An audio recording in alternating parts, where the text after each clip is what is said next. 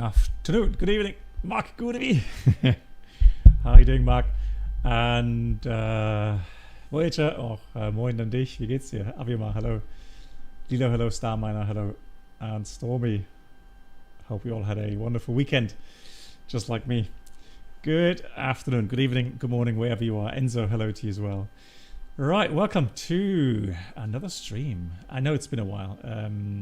So as I told you guys, it was my daughter's wedding last weekend, and we had a fantastic time. Lots of good drinks, good food, dancing. So it was fantastic. Bruno, yeah, I mean it's Buzz. It's supposed to be Buzz, isn't it? But I don't know. Yeah, that's strange. I did select Buzz as a livery, but then I had a problem that the cabin didn't show up. Welcome back. Memes, thank you so much for the formats. Memes, thank you so much. Memes are dreams. Too many drinks now at Flying Rhino. Yeah. Well, yeah, I had some good drinks. Yeah. So yeah, and I literally lost my voice. So yesterday, I couldn't have streamed yesterday. My voice yesterday was still so bad. Very scratchy. Oh, really? So this, Bruno says that some of the Buzz aircraft still have the normal Ryanair livery, but they have the Polish registration. Ah, okay. Gotcha. Nice. Lilo's doing Skethers to Rome. Have a nice flight. And Warblade, hello to you. Yeah, Bruno the Ryanair expert. Good. So just give you a bit of an overview again to show you guys where we left off. Oh, hang on. I need to finish that first of all. And then let me go and get into the... Oh, no. Oh, no. Let's go drone mode. There we go. Another Ryanair aircraft. So we are on VATSIM. And man, I really have to say, I don't know what happened to X-Plane over the last couple of months. Like literally, I mean, yeah, I have added a couple of things like SimHeaven Pro, but geez, this has got so good now. And yeah, I'm using, it's called Walk Around version 2. Are these, hang on, Mark, have a look here. Are these, no, these are MiGs. They initially look like starfighters, but they are MiGs. Yeah, Voyager, and again, I have a feeling I didn't really do that much, but man, it's gotten really good.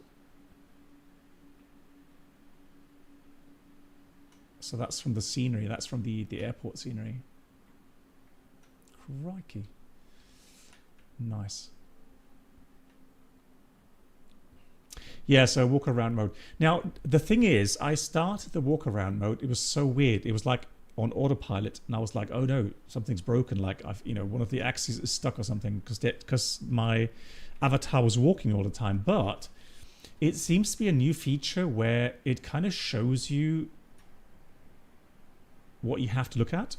And so it started out initially on the front, and it even gave you a little note on the bottom here to what you have to look at.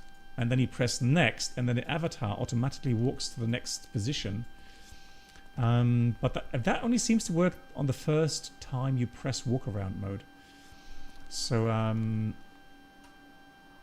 so now I'm kind of in a free walk around mode. Lilienthal, oh my god. Lilienthal coming in with 115 months. Hello to you. Wie geht's dir? Oh my god. And Nate, hello to you. Big shout out. Nate, hello, how are you doing? Yeah, so as you see, we're doing the Ryanair style. We got the internal ladder extended. And yeah, of course, we've got some stuff to talk about. Man, that crazy 787 incident from Vietnam Airlines in Munich. Hey, Lee, wie geht's dir? Man, I know a lot of speculation going on. I don't want to speculate, but I'll be very interested. I'll monitor what exactly the BFU is finding out. Ja, mir geht's gut. Danke, Lee. Doing very well. Yeah, also look at the reflections here. So nice. The clouds. Oh, crazy. Alrighty. Yeah, so LevelUp 737. I don't know what to expect. So one of my community members sent me a light fix. So there's a lot of lighting stuff here that's that they are working on. And I've been sent the files. Now I have installed them. Hopefully it works correctly. And yeah, we're flying to Mykonos. Mykonos. That's a bit...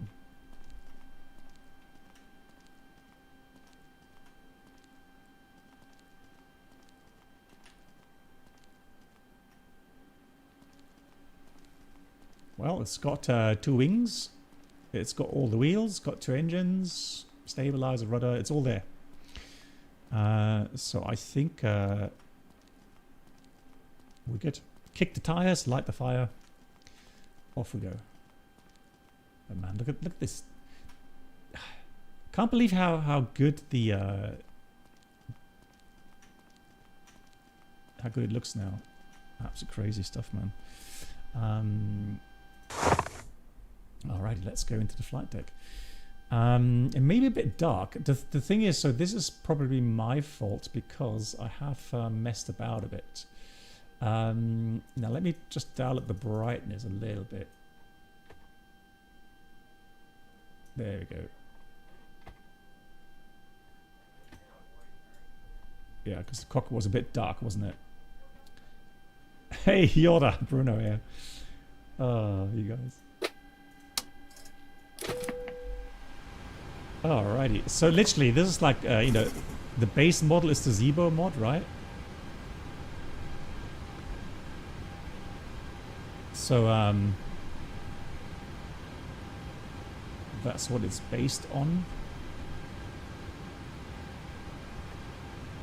But Bruno knows a lot more about this than I do. Modify, let's have a look. Right, I don't have a HUD. Now, I don't think Ryanair has HUDs, does it?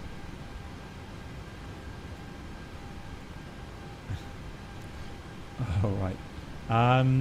So just gonna wait until everything powers up. Oh, that's interesting.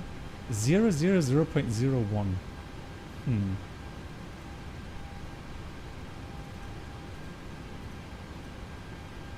That looks a bit strange.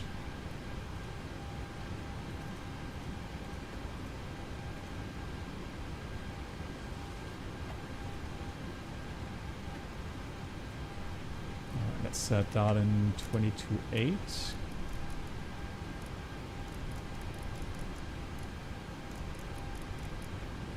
Hey, Dave. Well, I mean, honestly, I think the interest regarding X-Plane 12 is big. I mean, I made a video a couple of days ago regarding further, you know, progress in X-Plane 12, what we can expect over the next couple of weeks and months. Version 12.4.4 and version 12.5. So they are working on some really good stuff. And again, the big complaints normally are all regarding the visuals.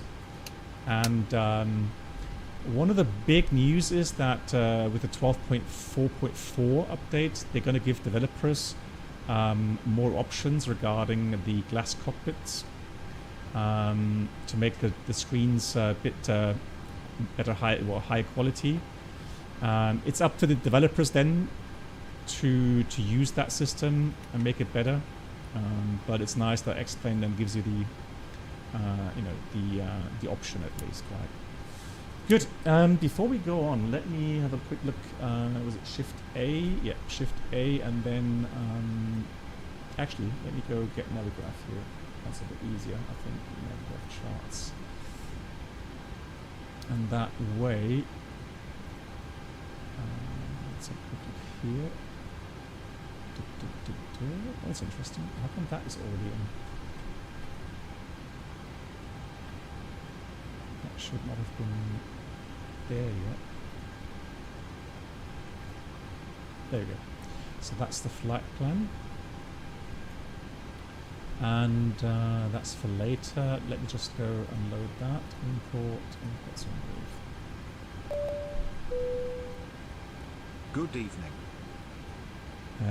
It's the 25-minute setup problem. Really? Hang on. Felix, hello. Thanks so much for the 38 months. Felix Legitze. Good evening. How are you doing? Yeah, so we're flying to Mykonos, and there is new scenery out. Now, the developers have offered me a free copy, which I declined. So I have bought the latest Mykonos add-on. I paid for it myself, and that was from it's called oh, that was from Sim Market. I bought that on Sim Market.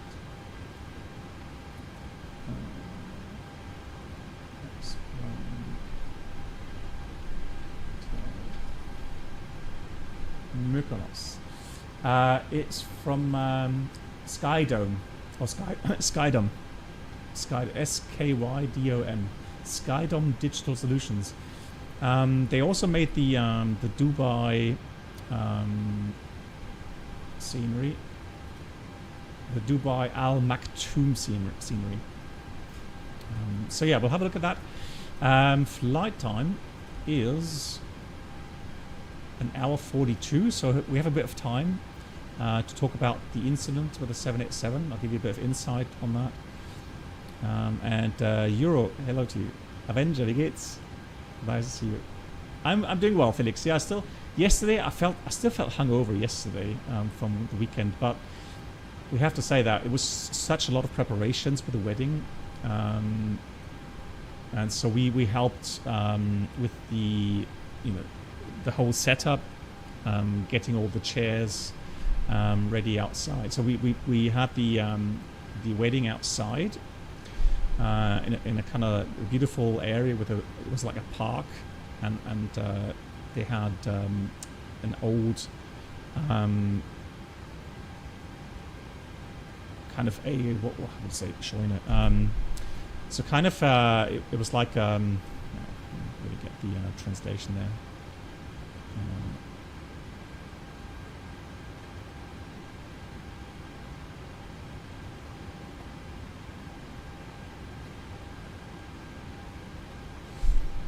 Yeah, like a barn. Yeah, Amy. Yeah, like an old barn, but that was made completely renovated, really beautiful.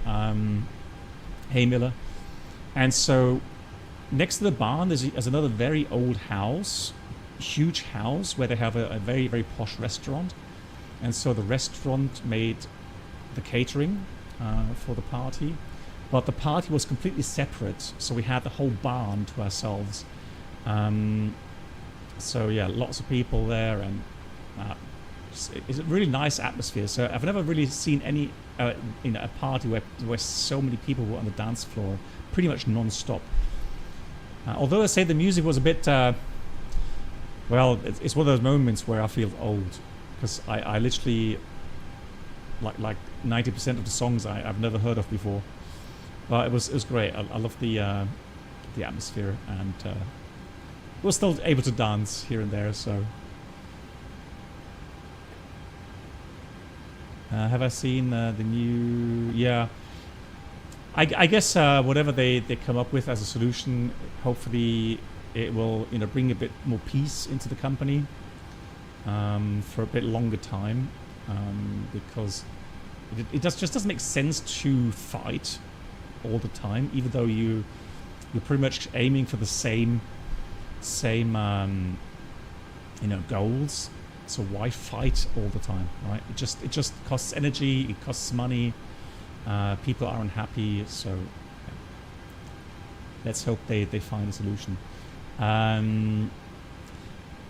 Yeah, so Nate, ask Mark.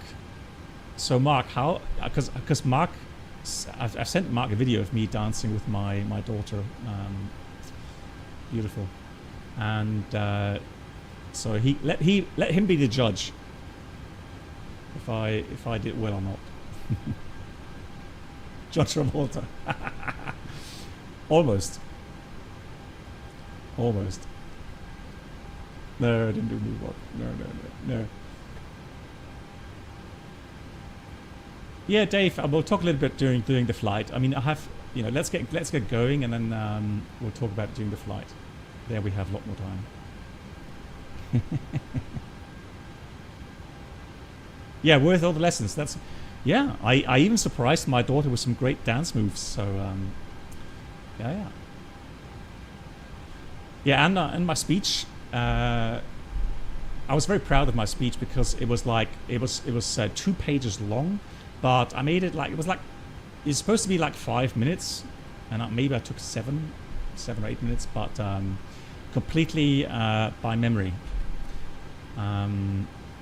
Just for a fallback, I had the speech printed out in my hand, but I didn't have to read off it. Yeah, so yeah, very happy with that. Right, 1 hour 42. We said the weather. The weather. Where was the weather? Here's the weather. So we have Zagreb, Cavalcade, 29 degrees, 10. A rain shower is possible. Mykonos, variable 3 knots, Cavalcade 30. Perfect conditions there. And we have Athens is the alternate. Some rain showers, but otherwise all good. Excellent. So I'm going to set up the aircraft. Now, let me see. Do we have options like... Hey, Hexambi, thank you so much for the Twitch Prime. New member. Quick round of applause for that. Hexambi, thank you so much for the support. Welcome to the community. So let's go position in it. Well, we have to do that first, of course, up here. So we're going to go nav. Oops, not nav. Let's do some.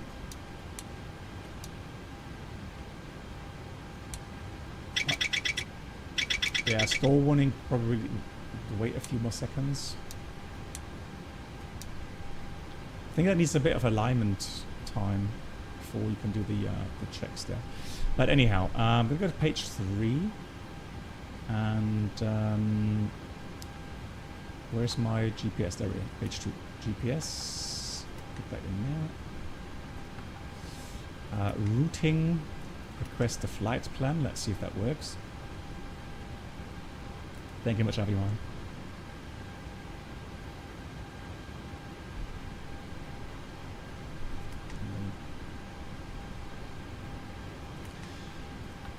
Yeah, I'll give you my insights for sure.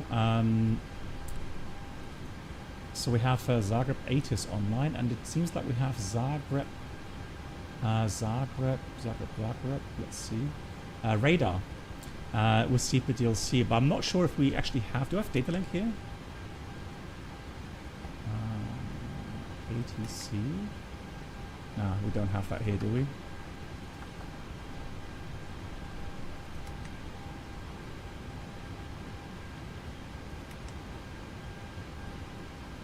So.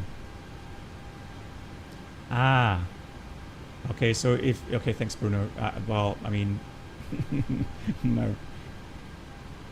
I don't think, I don't remember installing a separate plugin. Oh.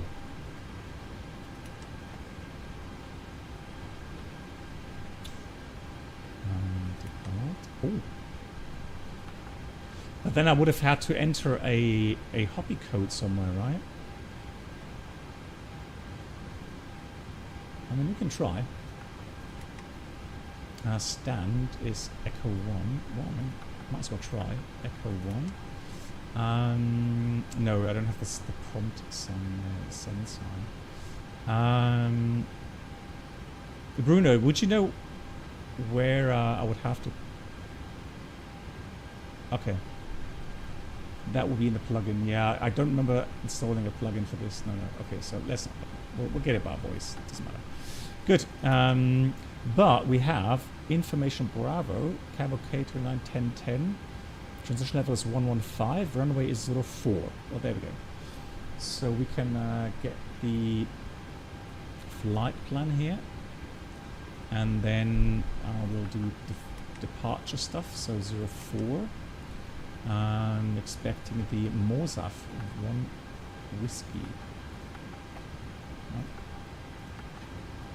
It's active already. Let's click on that. Execute.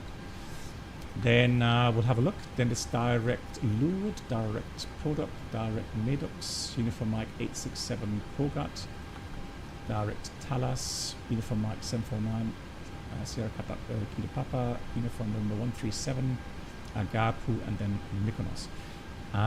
Since we have variable winds there, we should be able to fly maybe an RMP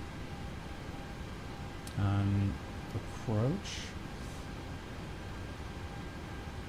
Yeah, we could have done maybe an RNF arrival, right? So let's have a quick look here. Yeah. So that takes us to Mykonos. Okay, and then from Mykonos, let's have a quick look here. Yeah. So this should be, yeah, Mykonos. So there should be an option to do that. Let's have a look. So we'll choose RMP and then via Mykonos. Execute. Let's have a quick look here. Oops. So Mike Kilo November. Yeah, there we go. 524, 522, 510. And then we can fly the RMP approach. Gift Circ, what are you on about? Hang on.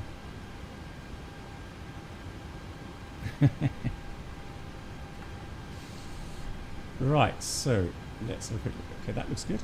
Happy with that.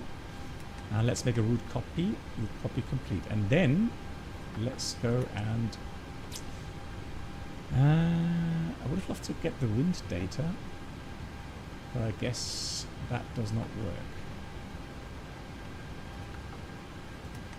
No. So there's no requests for the winds.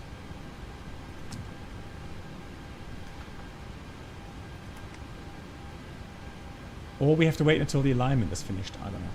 We'll see. One of those two options. Good. What we can do. Let me get the clearance. It's 35800. 135,800. Let's do that. 845 descend flight level 220. Descend level 220 68 So, this is a completely new call sign for me. Enter to Lima Hotel, Zagreb, radar identified. Confirm your next waypoint. Magic Sun. The next waypoint is Verbal. Victor Echo Bravo Alpha Lima. We have a new route as well.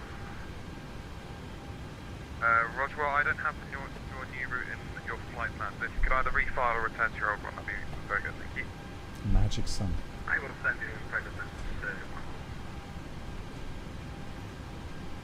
Zagreb, Germany, 230 inbound, Verbal at flight level 360, WHR, Olivier. Man 2308, Zagreb, radar identified. Hello.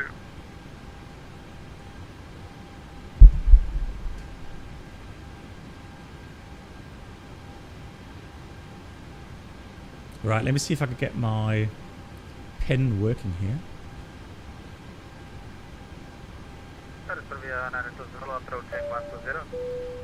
Serbia 920, continued east end 6000. Joey, hello. Hey, yo, Joey. Thanks for the 13 months, Joey. How are you doing? Nice to see you. And Baby Bro. Yeah, it is. Yeah, Ryanair boss call sign. Yeah. So they're helping out on the routing today. Zagreb radar. Good evening from Magic Sun 711 in Zagreb.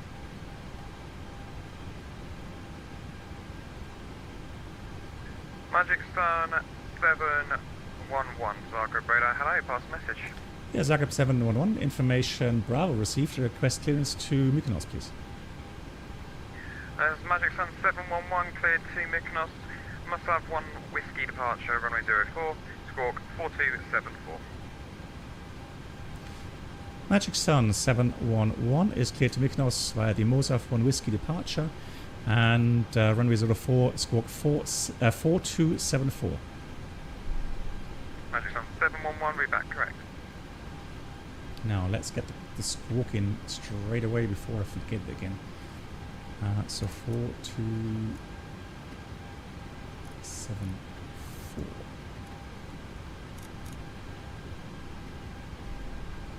France.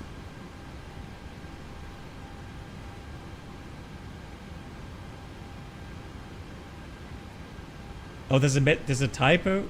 Oh no. Is that in the text? Yeah, we'll do that in cruise flight. Thanks, Voyager. Mystery 836. Decided to get GSX, but man, the installation is yeah. Yeah, and then you got to realize that obviously you may have run into some issues with GSX from time to time. But that is just the way it is. Alrighty, good test. Let's do the AP start. Let's see.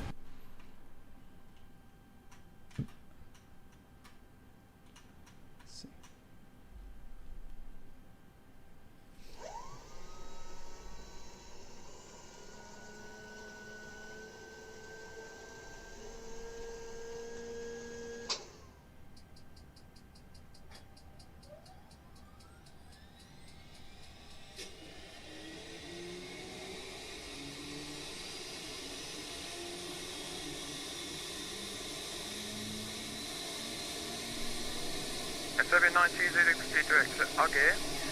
Continue descent 3000 feet. That's good. Next, Agir 3000 feet, that's going to be next LevelUp here.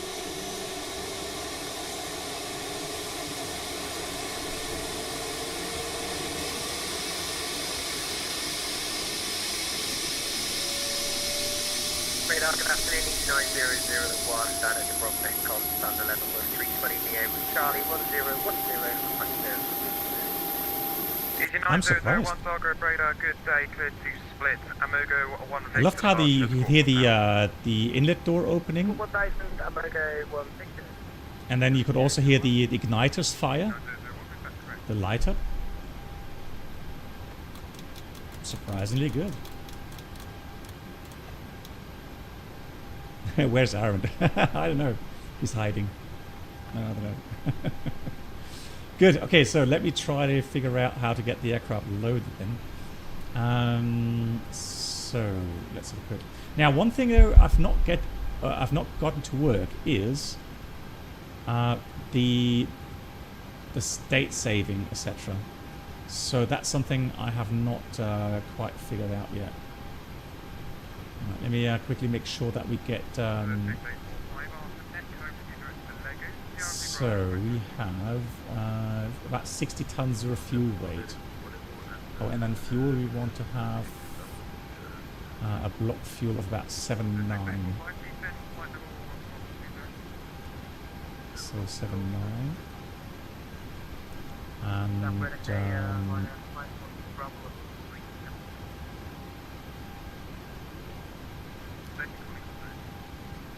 let's see. Payload total. Okay, payload they want. Payload somewhere around 18 tons. Let's try that. Payload 18 tons. So that should give us 0 fuel. About 60 tons. A bit too much. Okay, so let me dial that down just a tad. So let's put 17. That should be okay then. Yeah, 60 tons, perfect. Mystery, honestly, this is my first flight. The only reason why I'm streaming this today is because I've seen other people stream it, And I was like, because I was very skeptical of this add-on because initially I had really bad performance. But now I have to say, yeah, I want to try it. I'm intrigued. Okay, so we have 60.1. The reserve fuel. Let's have a look at the flight plan here. Reserve is 2.4. So that's pretty much an hour. 2.4. And the cost index, 29. 29.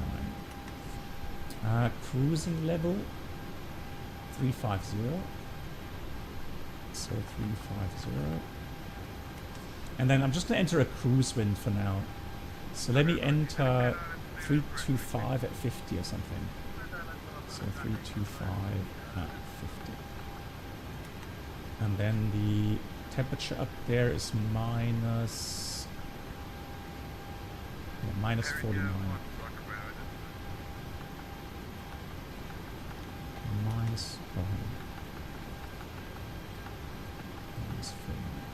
There we go. Okay, execute. Insufficient fuel. What? Can't be. Hang on. So it's 3.3 arrival. Oh no, hang on. Oh, because we don't have... Why? Oh, it's a different prompt. Ah, hang on. Fuel. Wait, how do we load the fuel? Fuel requested. So I have to get the fuel truck here. How do I get... hang on. No, I don't get it. How come we don't have... Oh, here we go. Fuel truck. Look up in chat. Bruno, thank you. Oh, hang on. Airside services not active. Ah.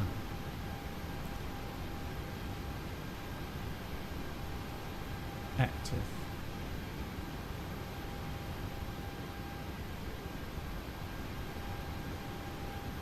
Okay.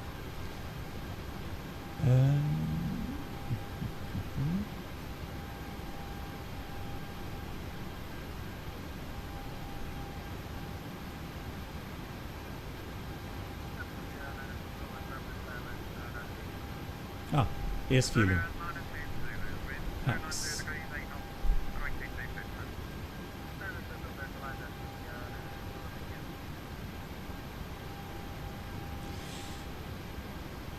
Yeah, we'll have a look.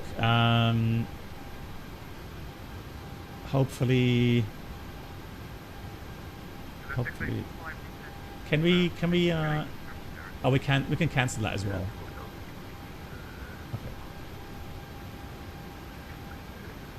Okay. So if it takes too long, we have the option to do that. Okay, so refueling, that's good. That's done, that's done, that's done. And 1 minute. Oh yeah, I will try something, guys. And that's where I'm going to show you something later on. And we can talk a little bit about take performance, because there's been some wild speculation going on regarding that 787 incident, and even a lot of people coming out saying, the pilots should have noticed the slow acceleration.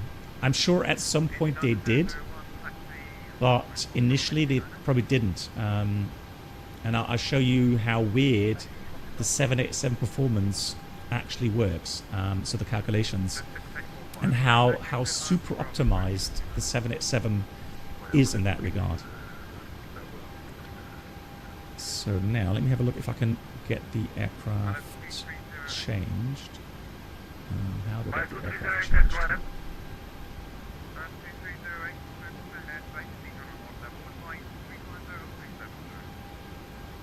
Select new aircraft. So I can go Zebra. Oh, nice. Hang on. So this is it's called VPN, and yes, it is a paid. It's a subscription fee they require for if you want to use all kinds of airports and different add-ons. And so people saying, well, you know, you've got SimBrief, right? You wouldn't need is subscription based. I agree, right? It's just for me. I just love to play around with these things, and now the thing is that with the 787 data, I when I tried VPN first time, I was still flying the 787, so I did have access to the real world data, and I did some comparison calculations there, and I actually have to say that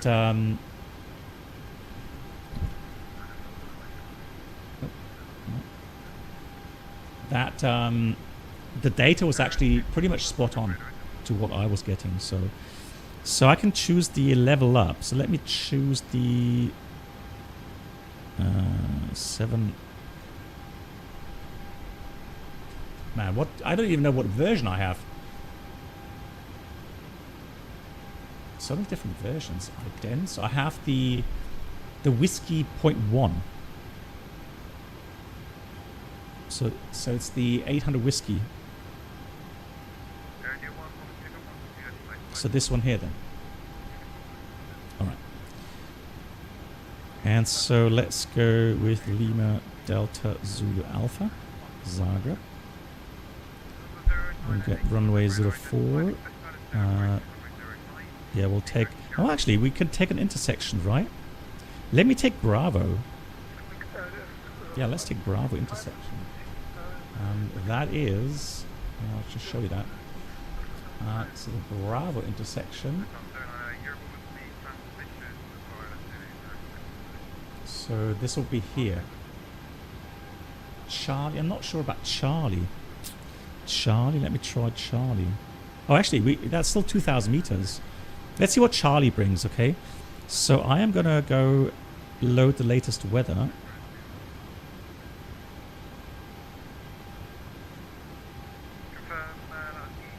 So 120 at 7. That's pretty much as it is. So we have 29 degrees though, according to the ATIS. So 29 degrees, and Kinetics 1010. Yeah. Okay. So optimum rating. We'll take the optimum flaps, air conditioning automatic, anti-ice off, and this is the big deal, guys. So if you're interested, okay, I'm going to bore you to death with the improved climb calculation. And that's something that's really relevant when it comes to the 787. So the takeoff weight is 67.6. So we'll take 6,600.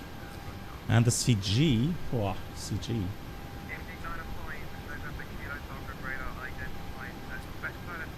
Right, I'm going to quickly deactivate that here. So the fuel is in, that's good. Passengers.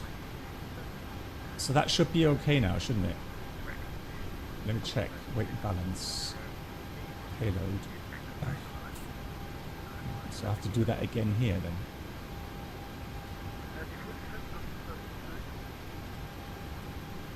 Let me go payload total. Let's see what's 17 again.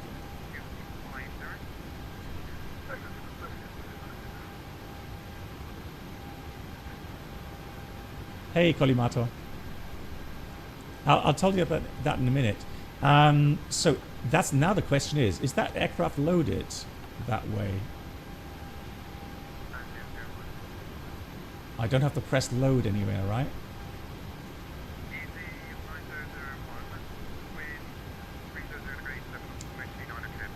It is. Thank you, Bruno. Appreciate that.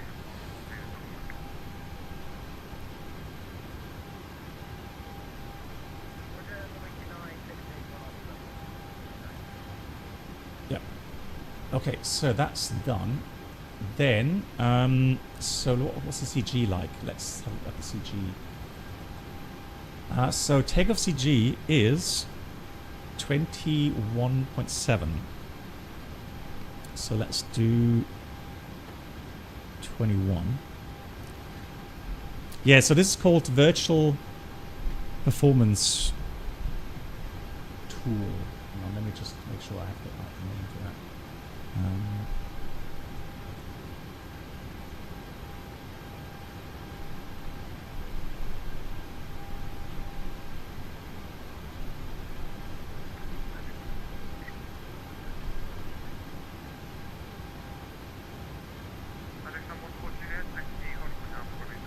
Yeah, so virtual performance tool. I can give you the link as well if you like. Now I'm not affiliated with them, okay? So I'm not sponsored by them. I paid for my subscription. Well, it's taking a long time now. So it's like it's doing all the calculations. It's doing it for takeoff. So for the fixed D rates, takeoff 1, takeoff 2. I'm not sure if the 737 allows for a mixture between D rates and assumed temperature. It's pretty much stuck at 17%, not sure why.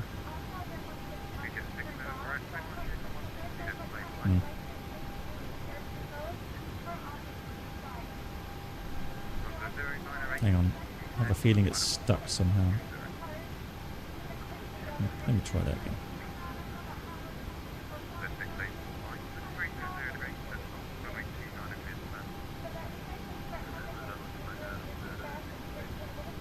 So it does allow for that. Okay, nice. Okay.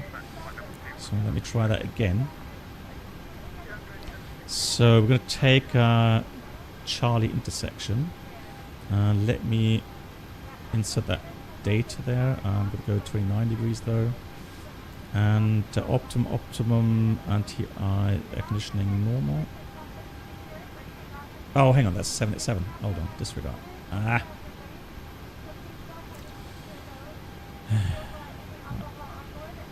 There we go. So 800W. There we go. All right.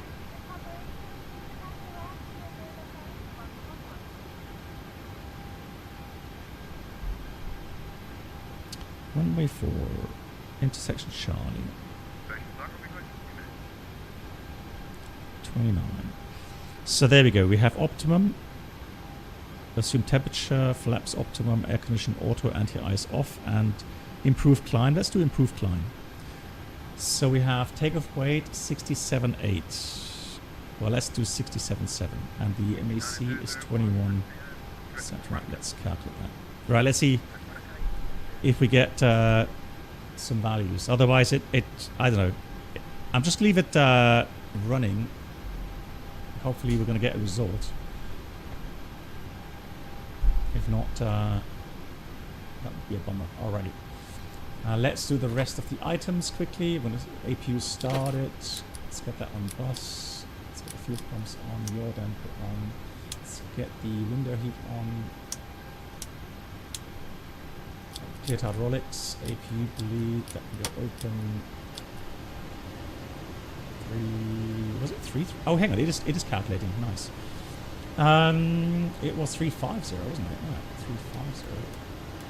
And the landing elevation is about 400 feet. So let's do 450. So we're going to go steady position light. That looks good. That looks good. That looks good. And for departure, so we did get the Morsaf 1 Whiskey. Initial climb 6,000, and it is via the waypoints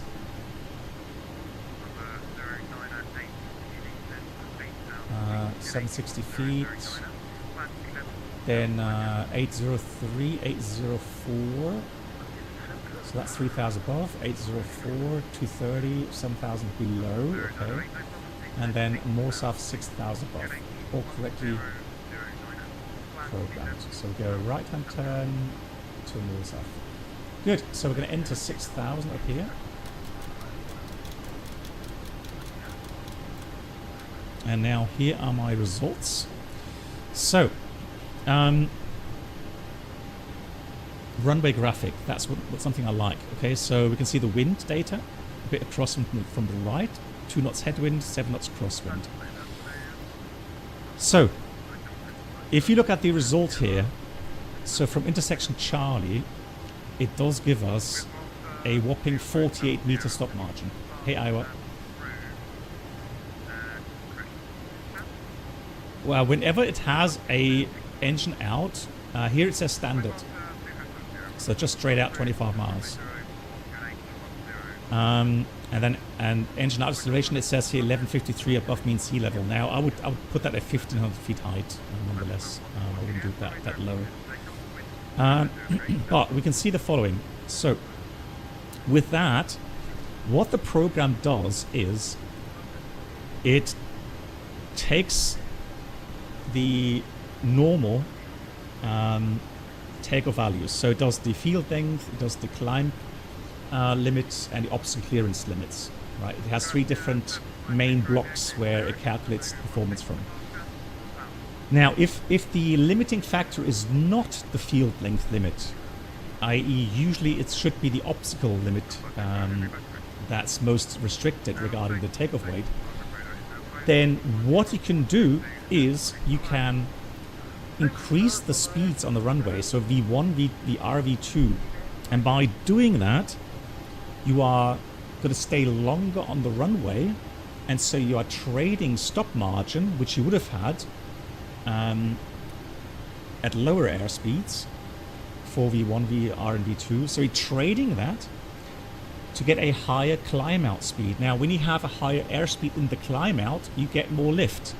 Hence, the performance for climb out is better, which then can improve the obstacle limited weight, right? So it'll decrease the field length weight, the maximum, but it will increase the obstacle limits in that case. But the negative side effect then is, of course, that you have a very small stop margin potentially.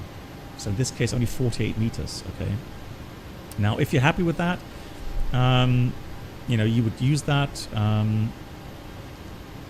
So one thing I want to do though, let me go and calculate without improved climb. So now, if we do without improved climb, now it's just going to take the pure values for field length, for obstacle, and for the climb gradients, right? And then it'll give us usually a bit more stop margin. Although I'm not sure, since we are taking off, or at least the calculations, we're doing the calculations from the Charlie intersection, which obviously does mean a lot less. GG's black box, you're a legend. Hey Matthew, thank you so much for the 2 months. Let me say thank you, Matthew. Thank you so much. I appreciate that. And the weird thing is, we'll get to that during cruise flight regarding the 787. And the weird thing is, the first thing I've noticed when I was transitioning onto the 787 is the takeoff performance. So we had a seminar that explained, there was one of the instructors explaining the performance calculations, right? So takeoff, climb, cruise, descent, and landing performance, and go-around performance. And the weird thing was that the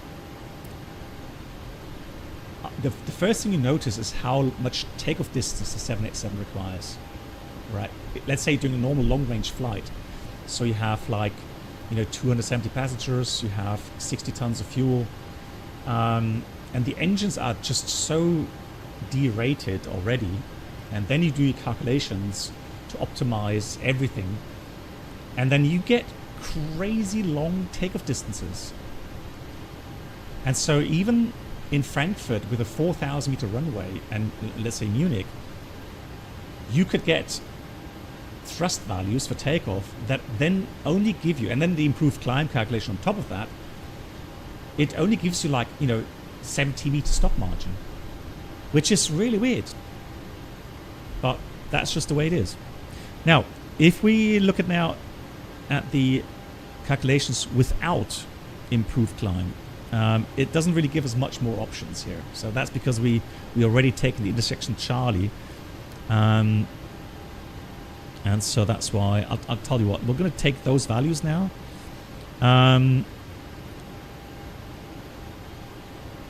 So if I go and have a look here, we can see performance limit. Can you see that on the bottom there? It says obstacle. Toga sorts everything. Yeah, yeah. The boss will be happy. Right. So performance limit obstacle.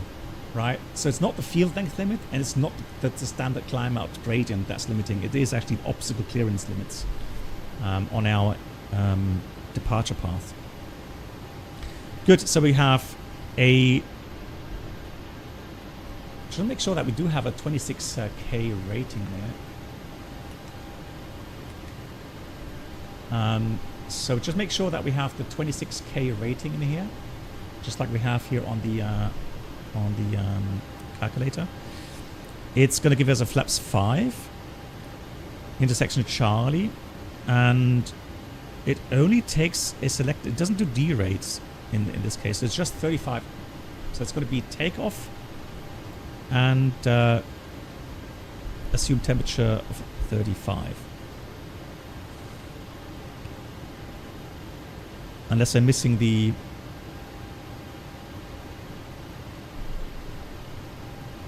Yeah. Let's do that. Cool. So I'm going to enter those values. So takeoff. So we're going to take flaps 5 in here.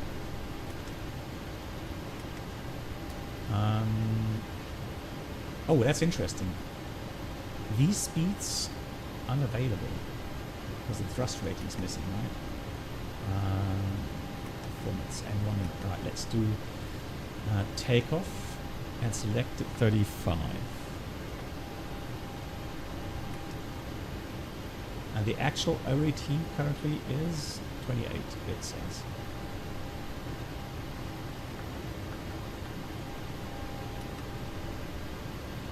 And then we'll use climb.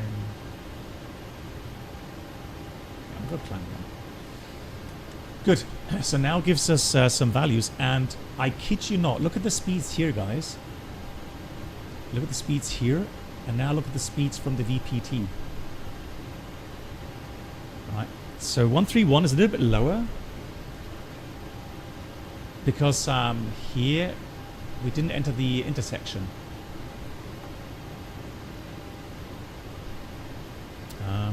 Let me see. Is there a way to put that in here?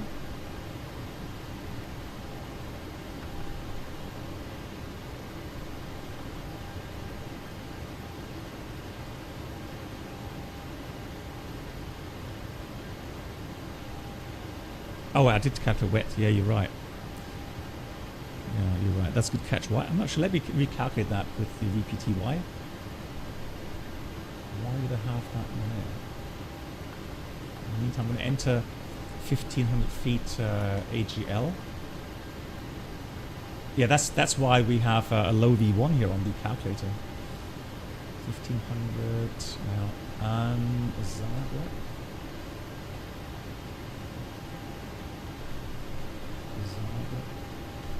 Just check my LevelUp.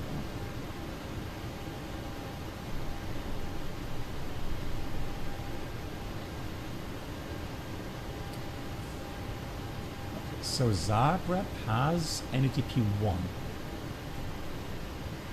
So that's going to be 1500 for the AGL, and acceleration is going to be 3000 feet height. Right, now we have a new calculation result.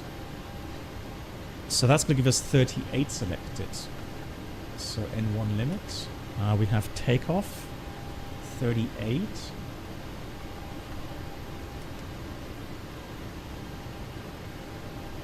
Take climb 1. Yeah, and again, look how close. I mean, not exactly, but I mean, it's just 1 knot difference to the VPT. So I'm going to enter 140, 142, 149. That's actually really impressive, I have to say. So that was pretty good. Good. So that should then complete our preparations in here.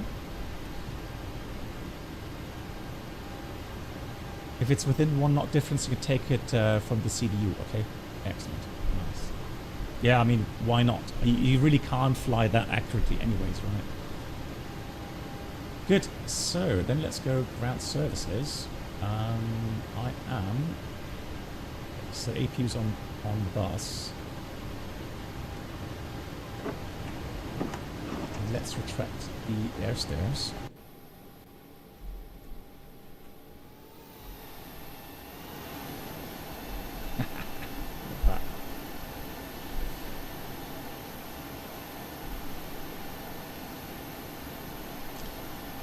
So you can't insert in sections that you...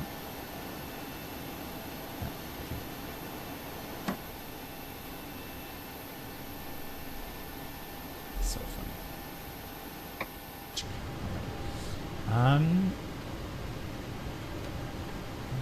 Closing all the doors. And... let's check the rest of the items in here, and then... quick recap with the taxi out. So we're going to push back, facing southwest probably. Hotel Foxtrot and McOffer Charlie. Yeah, so you know it, that's you then. Okay, have a good flight. I'll check with your takeoff in a second. Departure we've briefed up to 6,000, sector 2,800. And let's do a quick welcome.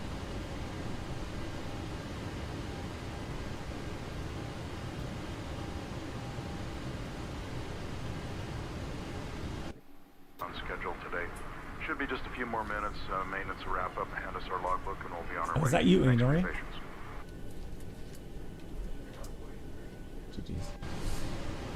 Cool. Then I will get the first checklist. So we go documents checklist 737. Right, pre-flight. Oxygen tested 100%. Navigation transfer switches. Normal auto. Window heat is on. Pressurization mode selector auto. Flight instruments we have. Heading 130. Oh, that's track. No, I don't want to track. Hang on.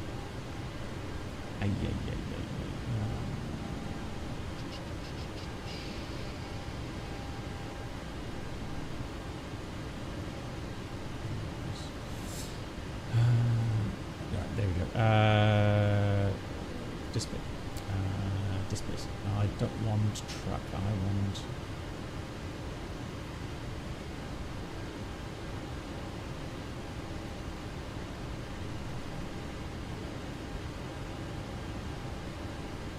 There we go. Heading up. Found it. Perfect. There we go. Yeah. Heading 130. And altimeter 1010. Yeah, thanks. And 1010, 360 feet. All good. Then parking brake is set and the engine start was cut off. And that's the pre-flight checklist complete. Let's do the before start items. Doors are all closed. We have bleed air on. Packs going off. Isolation office open.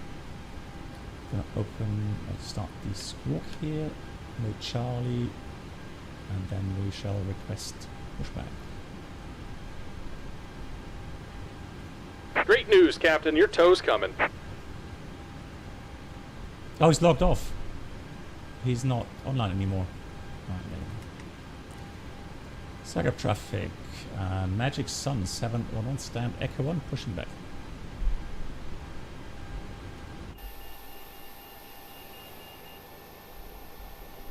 All right. Looks like the doors and hatches are closed and we're ready to connect. Yeah, Uino, have a good flight. See you in Mykonos. It's probably going to be dark when we get there. Now, just for tests, I did install the extended night lighting for all the sectors, including Greece. So hopefully that will fix the light popping. LGM 711 lining up 04. Zagreb.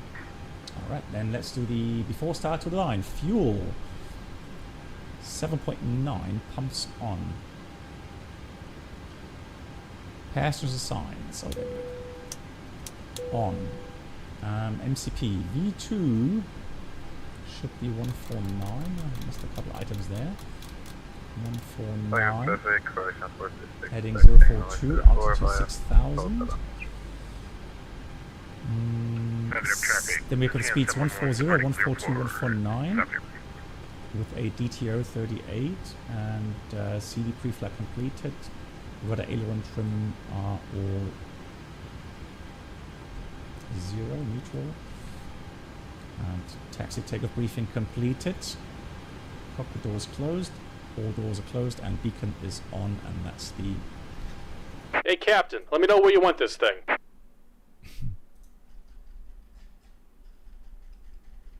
Why does it so... Oh, you've got to be joking.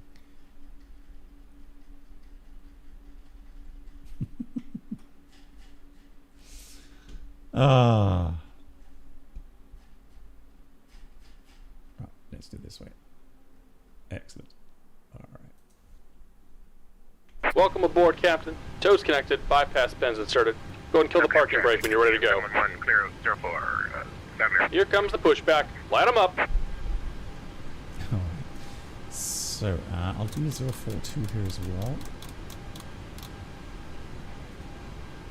Actually, 043 it is. Okay, 043. And do we have... yes, that 13.7. So I'm going to dial in 13.7 here. Just so that we do have a backup here for the VOR. And then we want LNAV, DNAV armed.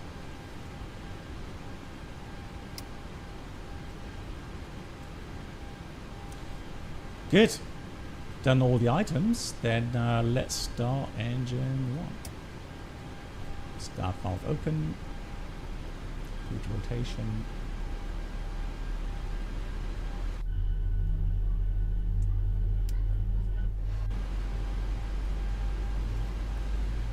Okay, the cabin is secured. Have a good flight. You too. So we're going to wait for the 24, 25. Here comes fuel. Looking for a light off. Here's EGT rise.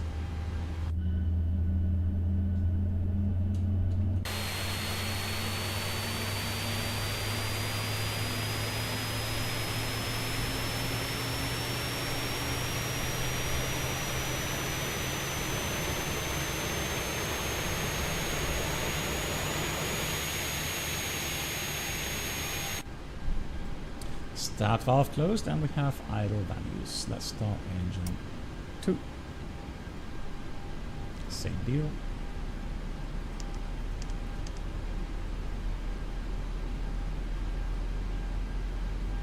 Oh, Miller, okay, so in the on VATSIM I do have a buzz livery. Nice, okay. Yeah, so for some reason I don't have that here on the screen, but if you want.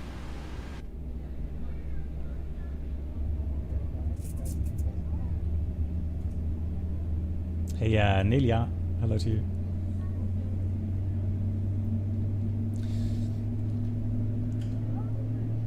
Oh, really? You would have to turn off map enhancement or click auto leave at night. What, in the map enhancement app?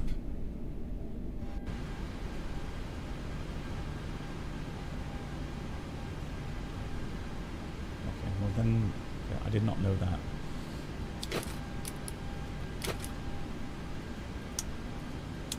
Just about done here. Go ahead and set your parking brake.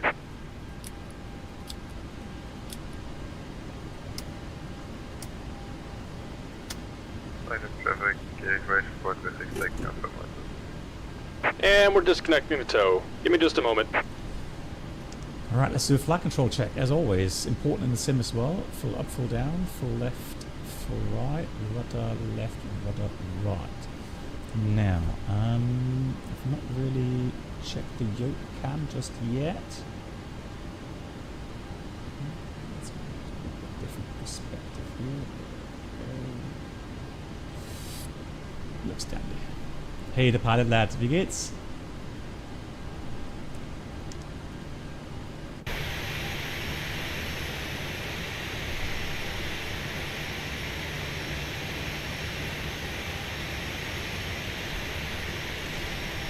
No, what I did is I initially chose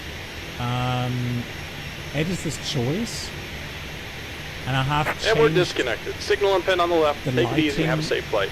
and the contrast just a little bit so it matches my monitor settings. So you're gonna have to do that on your system because I'm pretty sure my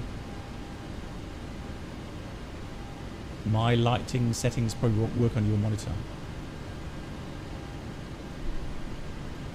So just waiting for the all clear signal, and then there it is. Here comes the before taxi checklist. Actually, I should set flaps 5 as well.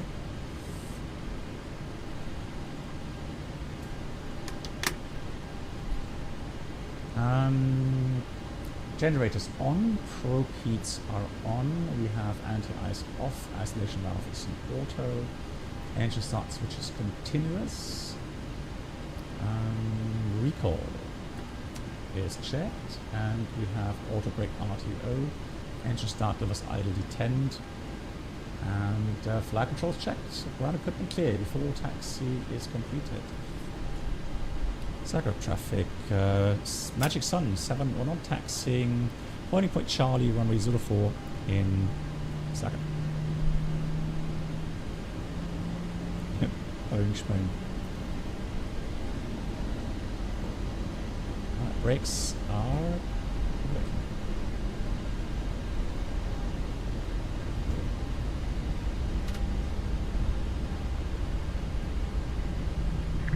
Zagreb traffic is in 9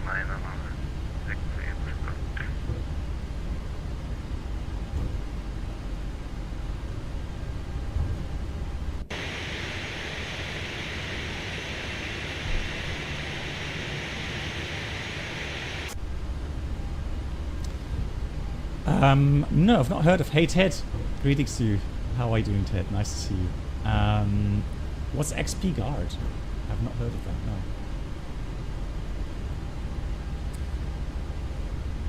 Trim 5.2. Okay, so before takeoff, flaps 5 green light, trim 5.29 set. And that's the before takeoff checklist complete. After takeoff is next.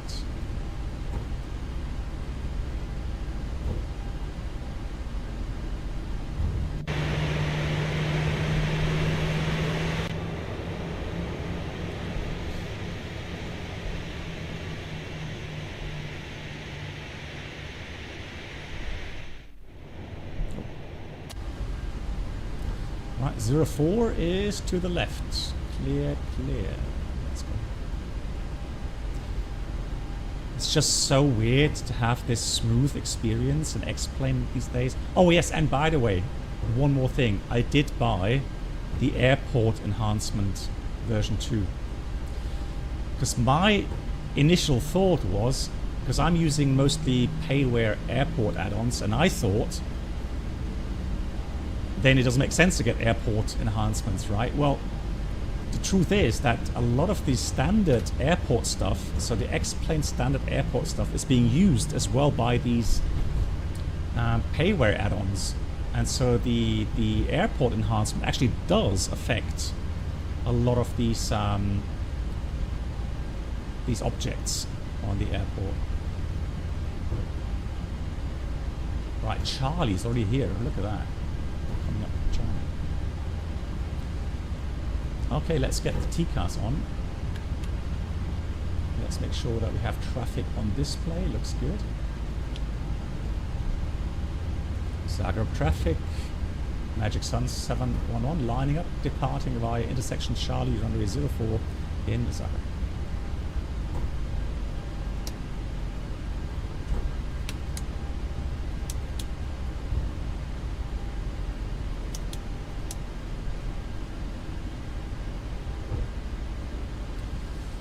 Cabin crew, prepare for departure.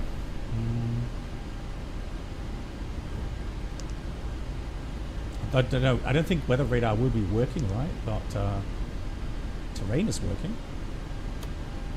Right, one more check. Left side is clear. Right side is clear.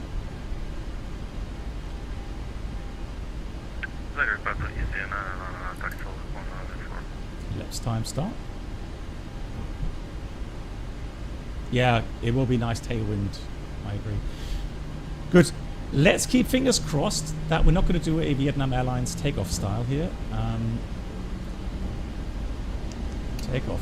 Oh, great. What is that?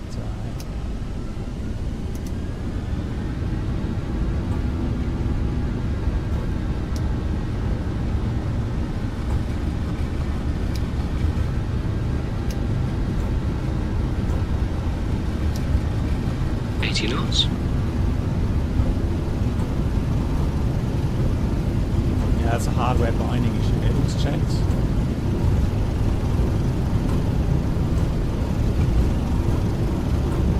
V1, rotate. Positive right. Gear up. Gear up.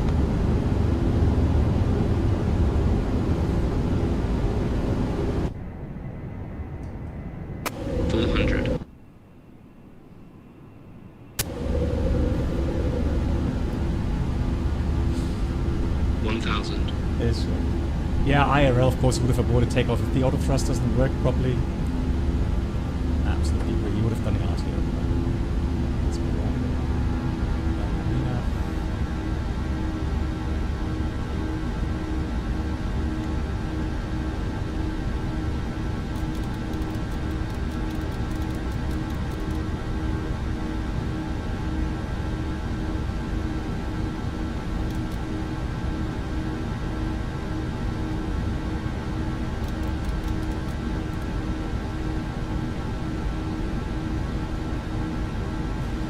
I kind of miss the trim sounds, but honestly later when the autopilot is on and you hear the constant trimming,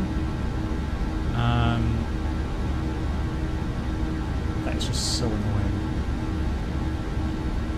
Right, we're still in the acceleration, well we're still in the, we haven't reached the acceleration height yet. Now we have. Air flying is also nice, quite like it. LNAV, VNAV, speed, N1, climb 1 selected, looking good.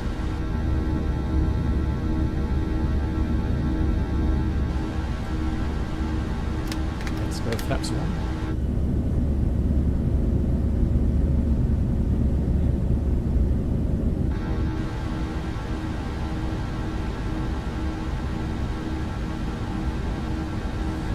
Yeah, I'm gonna have to change the dynamic effects regarding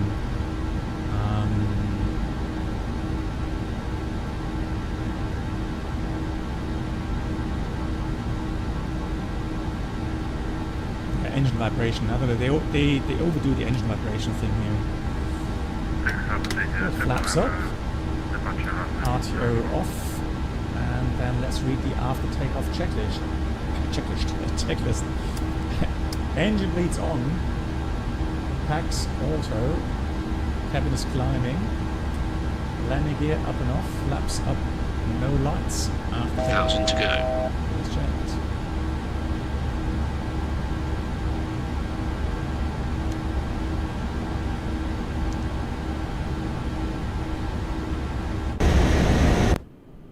Oh yeah. Oh.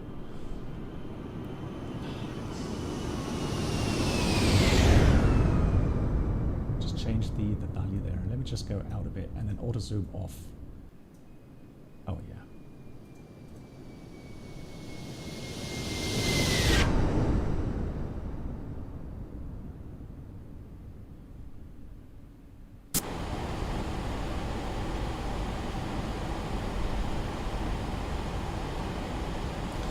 So we have to check again what XP Guard is a plugin that should show FTG, THL for basically all airports, and a couple of VATSIM ATC already use it. Hang on.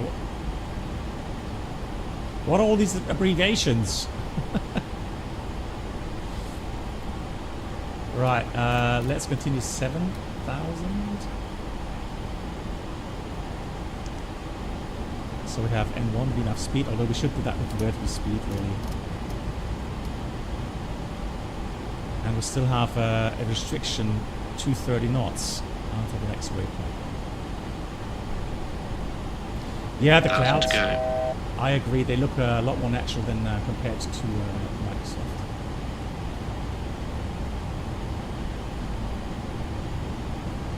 Good, but we're now getting past that restriction as well. So now let me dial in 350.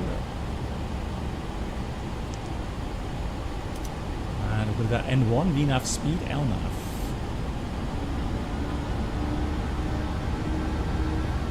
And the transition is at 10,000 feet.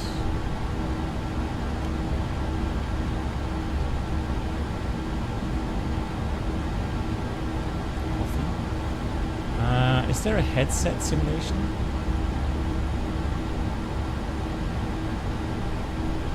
No, I'm just going to dial down the X-ray size a tad.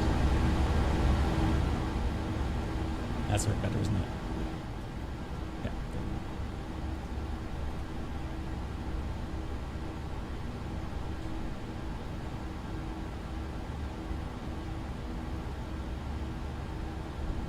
Oh, okay, thanks, Bruno. Okay, let me try that. How do I, what do you mean with hit VHF3 on the overhead?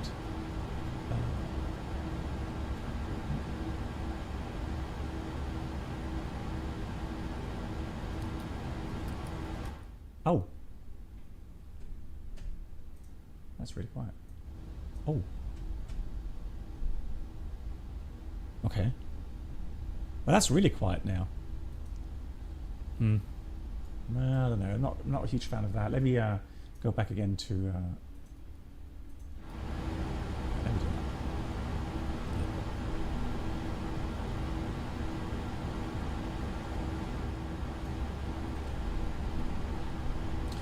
Good, passing 10,000. Let's do the 10,000 checks here. Lights off. The rest looks good. Can leave the VOR in there for now. Progress. So we're calculating remaining fuel 3.6, 2.4 required. So we have a half an hour extra. That's good enough for a missed approach.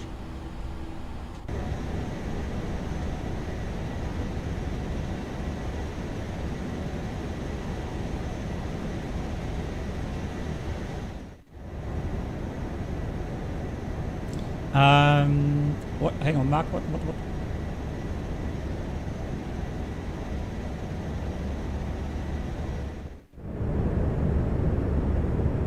I'm not sure what's going on.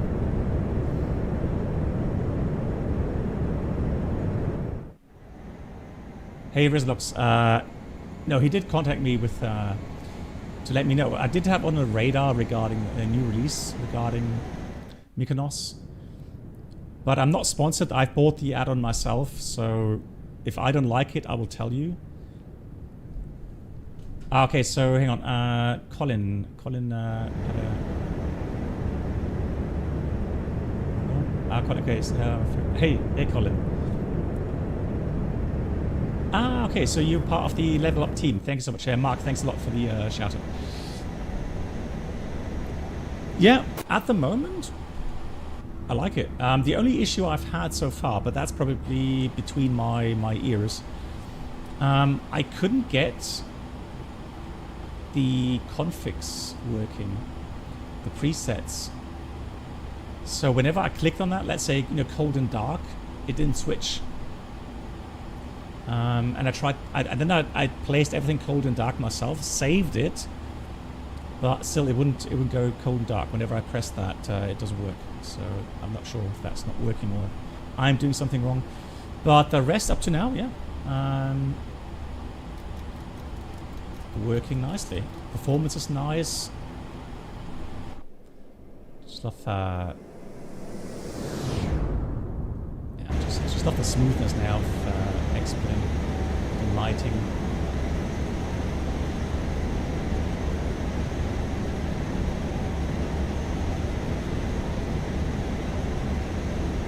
Maybe a tad too much, but that could be some other add-on regarding vapor.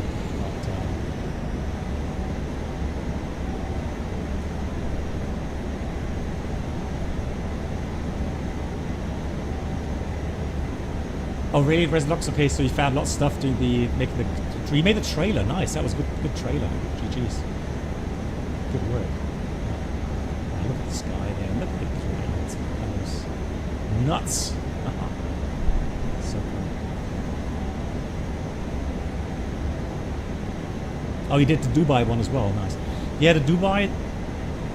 Yeah, the problem was the Dubai one. I cut a bit short, so I need to go back to Dubai one more time at some time and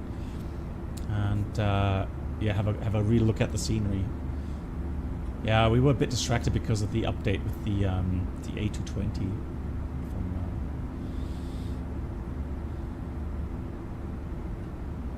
from Anybuilds, but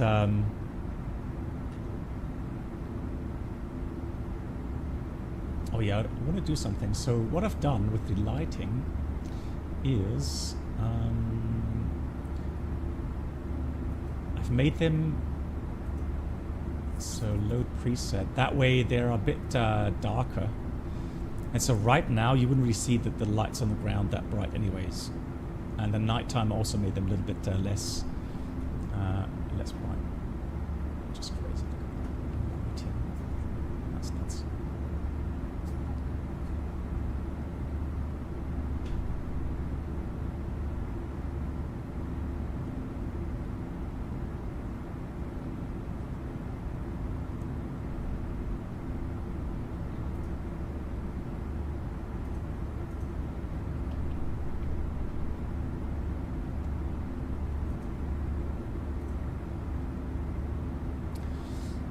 So let's have a look. Difference between localizer Romeo and the normal localizer. Well, so what we have is a localizer DME East and a localizer runway 26. I think they've taken out the normal Lock 26 approach. Maybe that's what's changed.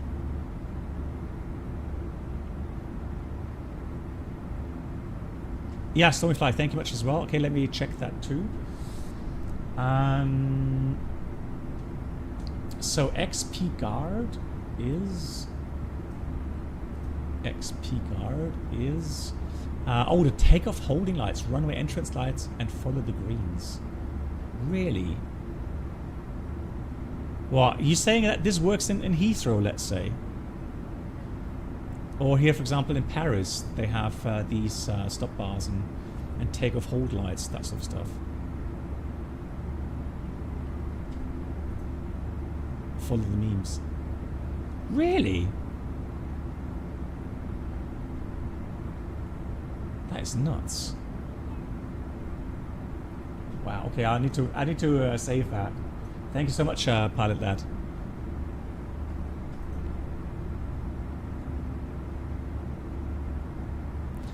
Yeah, that's a question then.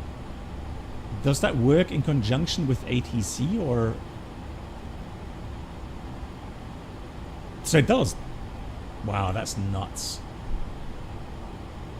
That is another level of flight simming. Blimey. Mark, that should have you excited.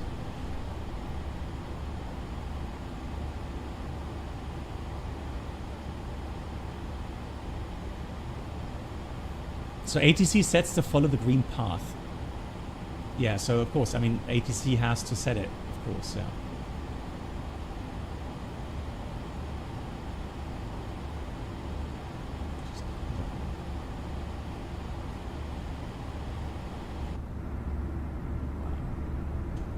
What an atmosphere. A320 update is out. So what, Lila, what are the big changes? Anything major? Because I'm still looking for a major performance improvement, which I've not seen yet, unfortunately. So it works in Microsoft as well. Wow, impressive.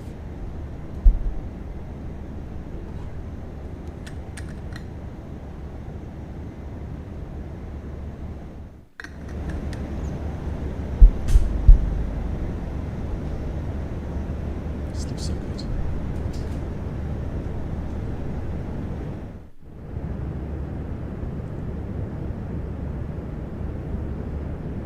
Thank you, Pilot Lad. Pass the performance. Oh, no cabin version. Okay. I will give it a shot. Not today. I will try it out over the next 1 or 2 days, and then maybe we'll stream it on Friday. Hey, Freddy, good Abend. This is for the camera views. That's called Aura X.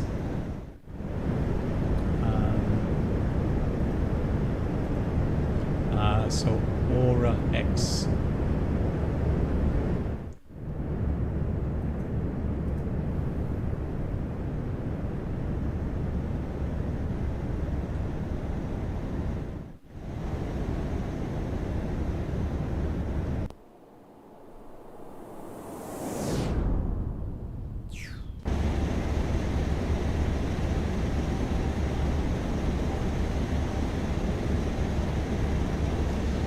I'm not gonna lie, the best feature really for me as a content creator is you can place cameras around an airport, so you could just do one or do different ones, and then you have a fantastic replay function here in X-Plane.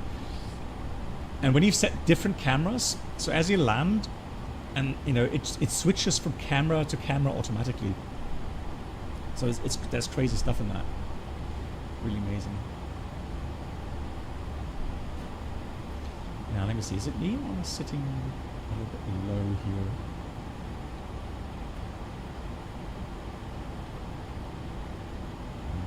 Sure. Thank you, Mark, for the link. Yeah, that is a bit low, isn't it?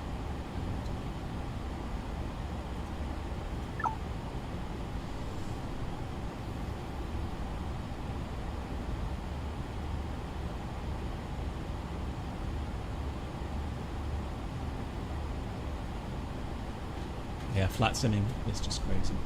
Okay, so what I'm going to do, guys, we're going to go climb 350. Let's have a quick look at the optimum level, cruise. Optimum would even be higher, 370. I will stay at 35 for now. And then we'll talk about some interesting findings that I have had with the incident from the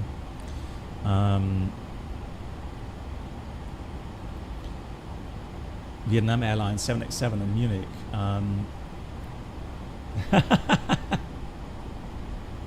I did not say that, Mark. Hang on. So the it was interesting to see the speculation again going on, and I'm not going to speculate on what has happened. For that, you have experts looking at all the data. So the 787, and Yoda will probably correct more or give me some more insights on that. So they have a different or newer kind of generation of flight data recorder and voice recorder, and the EASA at least has said that aircraft need to be able to store 25 hours of flight data recording and 25 hours of voice recording, which would make sense, because 2 hours voice recording doesn't make much sense, because if you like in the incident with the 787, there is a problem. You take off and then you dump fuel for 2 hours, and then you land, and it's been like 4 hours since you had your off-block time. And so, you only had the last 2 hours, and so a lot of the important voice recordings are already overwritten, right? And so the 25-hour storage, which is digital these days anyways, that would make sense, in these kind of investigations that are then ongoing. So You've seen the videos, you've seen the pictures regarding the skid marks at the end. Do I recommend the virtual performance tool? I mean, it depends on how much you use flat simming and how much more insight you want to have into your performance calculations. The problem is, though, I highly doubt, and I mean X-Plane and Microsoft, I highly doubt that the performance values you get from the calculator are going to be accurate, you know, one-to-one in these aircraft add-ons in these different flight sims, because of the drag models, the ground friction models, etc., right? So I don't know, and I can't answer that for everyone. For me, as a content creator, you know, to illustrate certain points like I'm going to do now is, you know, then I would say, yeah, it's you know, it's worthwhile. But for the casual flight simmer, if I'm honest, I don't see a reason why you should get you know, a subscription-based calculator. I don't, you know, you have your in-game or in the simulator performance modules. You have SimBrief as an option as well to give you some performance data to insert into the FMS or MCDU. So yeah, you already have enough, right? There's no real need to pay for that stuff.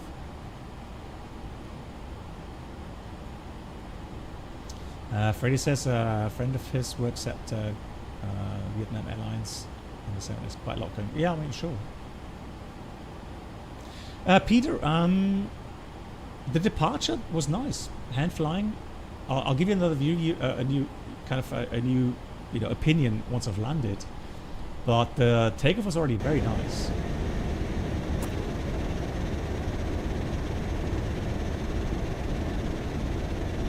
Not sure what the clacking sounds is, but let me dial down the sounds a bit more so that I don't have to shout so much. Okay, so Yoda says airplanes with a max takeoff mass of more than 27. Hey Lewis, first of all. Lewis Daniel, thank you so much for the 38 months in total. Lewis, dankeschön. Thank you so much for that. And then Scotty Hottie, big shout out. 65 months. Crazy. Scotty, thank you so much. And a big shout out to Scotty Hottie, who also streams here on Twitch. Oh, there should be a reboot of Top Cat. Okay.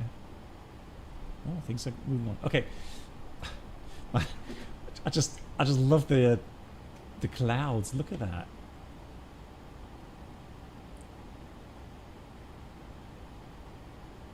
Very nice. So cool. All right. Thank you, guys. Freddy, same to you. Yeah, I agree. Here, they are more immersive, the clouds. All right, I'm just going to set up the calculator, and you can enjoy some more views here. All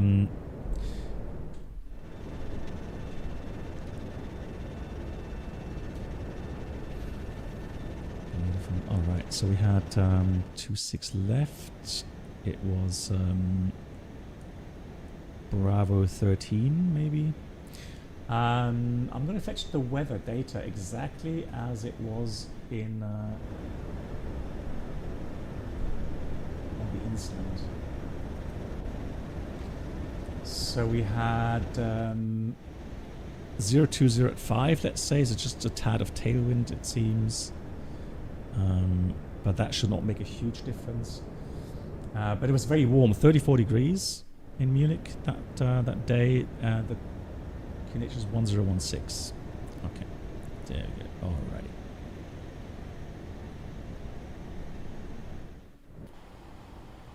Yeah, Camilo. Yeah, it does look great. And so again, the reason why I hadn't touched it for a while is because initially I did have problems with the performance, but now all good, no complaints.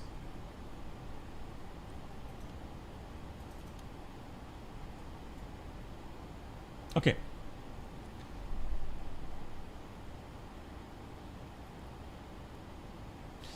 Peter. Yeah, I think in general the problem is the following, Peter. You can see a little bit movement going on, right? So I think to have everything more immersive, right? So if you go to turbulence, you know, if you do like G-loaded camera, or you have an app like I have, where you have a head movement with turbulence, then maybe you have an impression that turbulence is simulated, to some extent. But yes, I think indeed they, although, so the thing is this, something people probably don't realize, airline pilots know this. It's incredible how smooth overall the flights are. So yes, you do have occasional bumps and some turbulence, but overall, if you look at the whole flight time, and in that how much smooth air you have compared to turbulent air, mostly it's smooth. And so, sure, I mean, if you have a cat area, then I guess X-plane doesn't simulate that properly.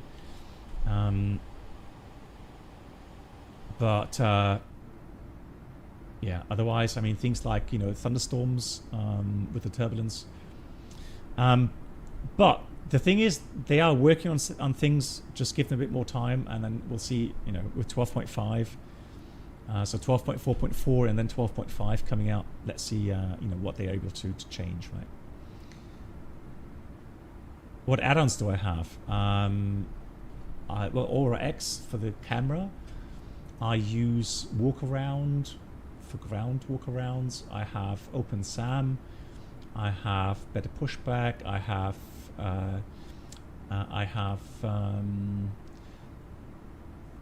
the ITC lighting mod, which I like, and I have BlueFX, which can change, the way your sim looks on the fly.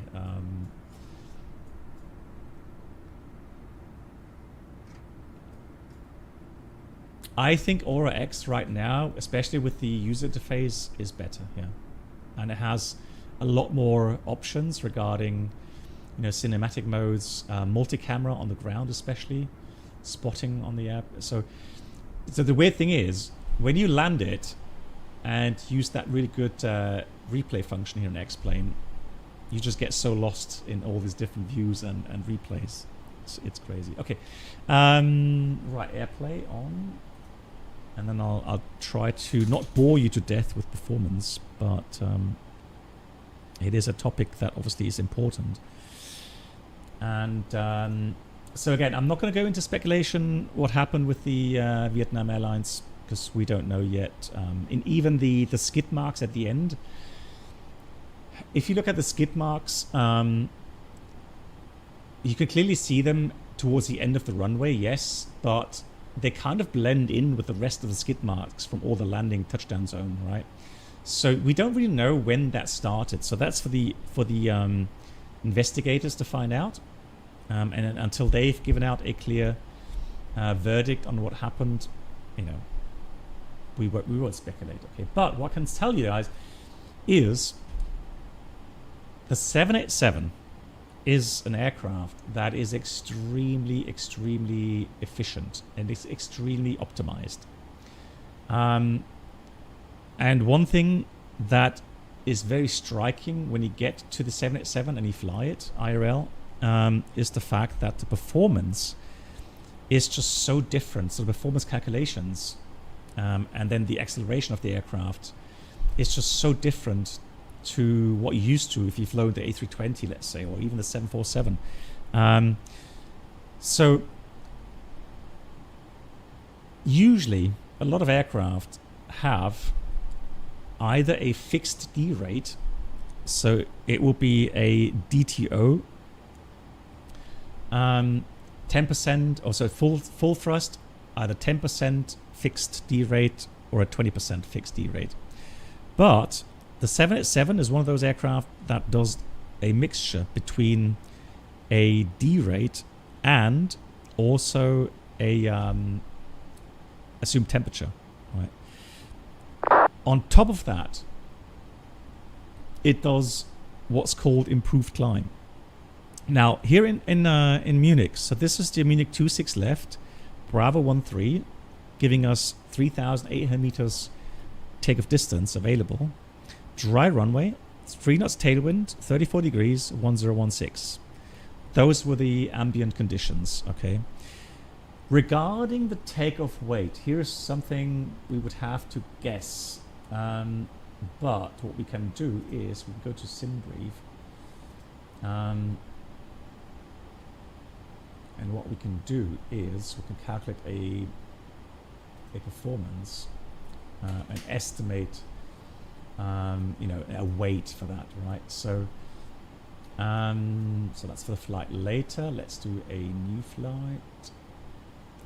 Create new flight. All right, so let's what's Vietnam Airlines? I don't know the ICAO code.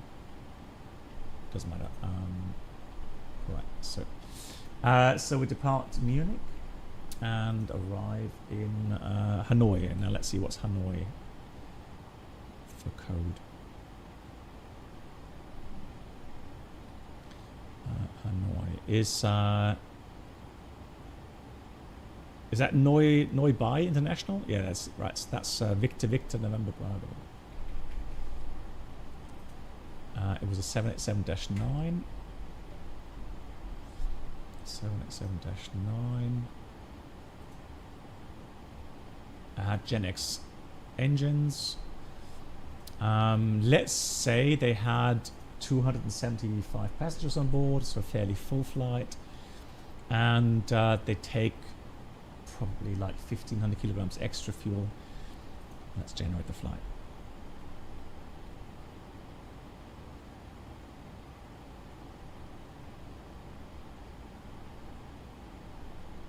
Okay, so again, estimations, right? Oh, that's not so nice. That lighting, blimey. That's weird.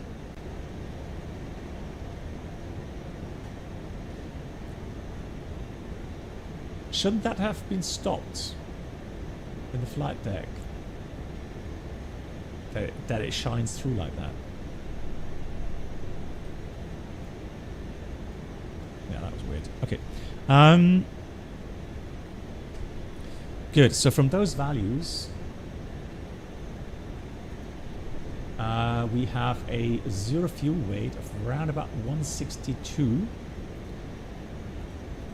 and block fuel, it's a 10-hour flight, so what, 55 tons, 60 tons, no, 66 tons, 67 tons. Okay, so the takeoff weight is estimated around about 228. Let's say 229 tons. Okay. Wow, that is just so great. Yeah, that's weird. That should not be the. I thought they fixed that in X-Plane, right? Or is that because of the livery or something? Is that livery related?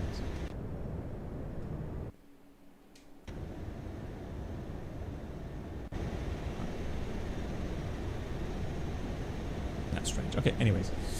Let's get back to the calculation. Okay, so the first calculation I'm going to do, guys, is mood lighting. It is livery, right? Yeah, I would imagine so. Okay, let's do the first full thrust. Okay, so I'm going to select full thrust down at the bottom there. Full thrust. We'll take the optimum rating, optimum flaps, air conditioning normal, anti-ice off, and no improved climb. And we said it's going to be 227 tons for takeoff. CG 21, 22. Let's do 22. And let's calculate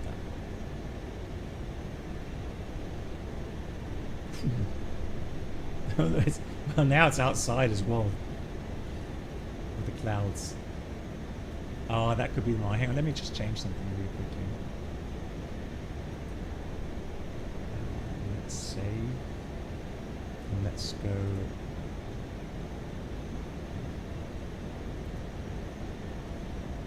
Let's make it a little bit darker.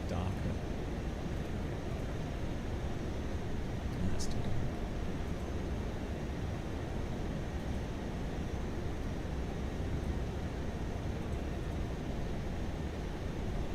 Hey, Freddy.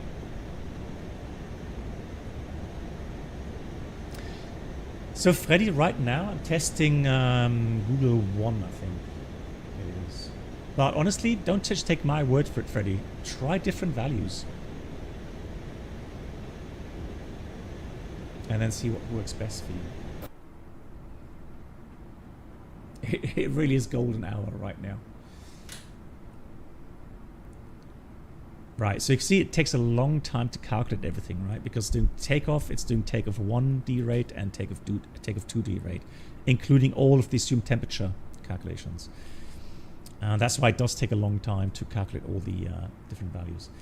So what it's doing now, it is doing the following. It is calculating limitations for the field length.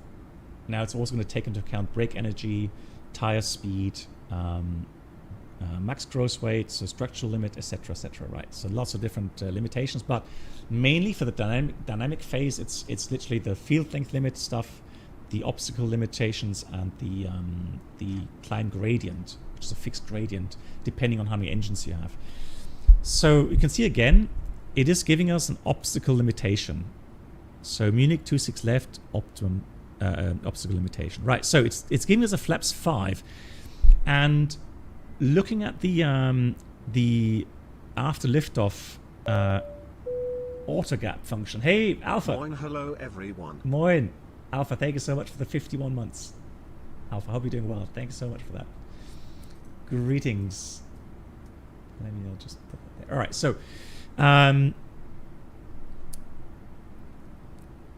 so let's see. What do we have? Hang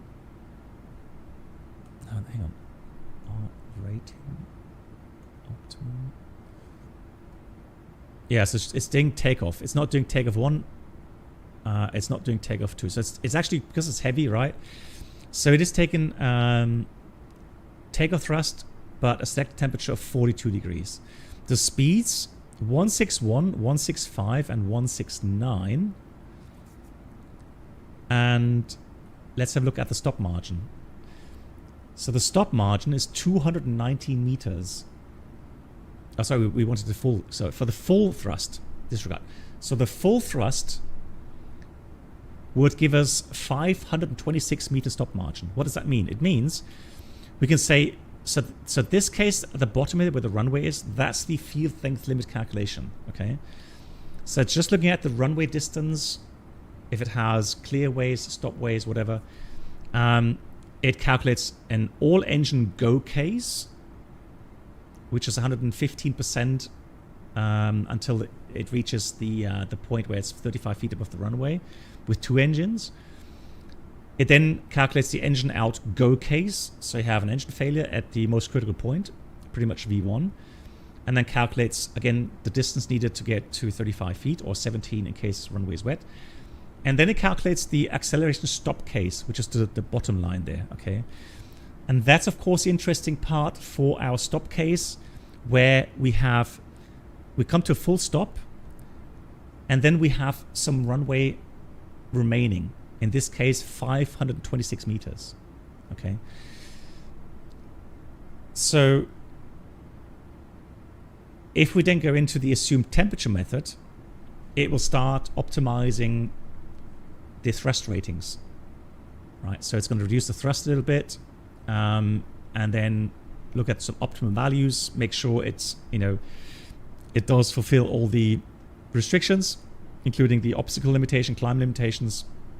And so it is assuming that if you have an engine failure at V1 and you climb out, it is assuming that you're not selecting full thrust, right? So it's calculating that net flight path to clear all the obstacles, including a margin on top of that. Let me just find my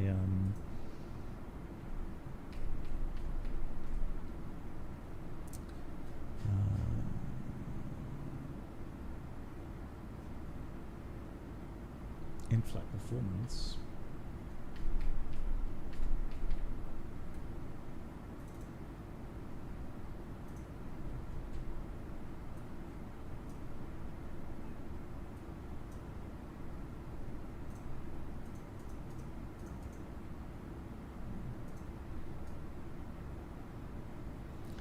To illustrate that.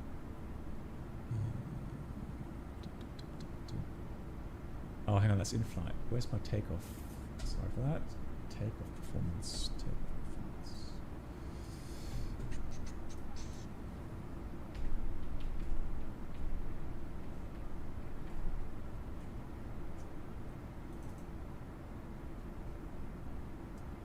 No, that's not it.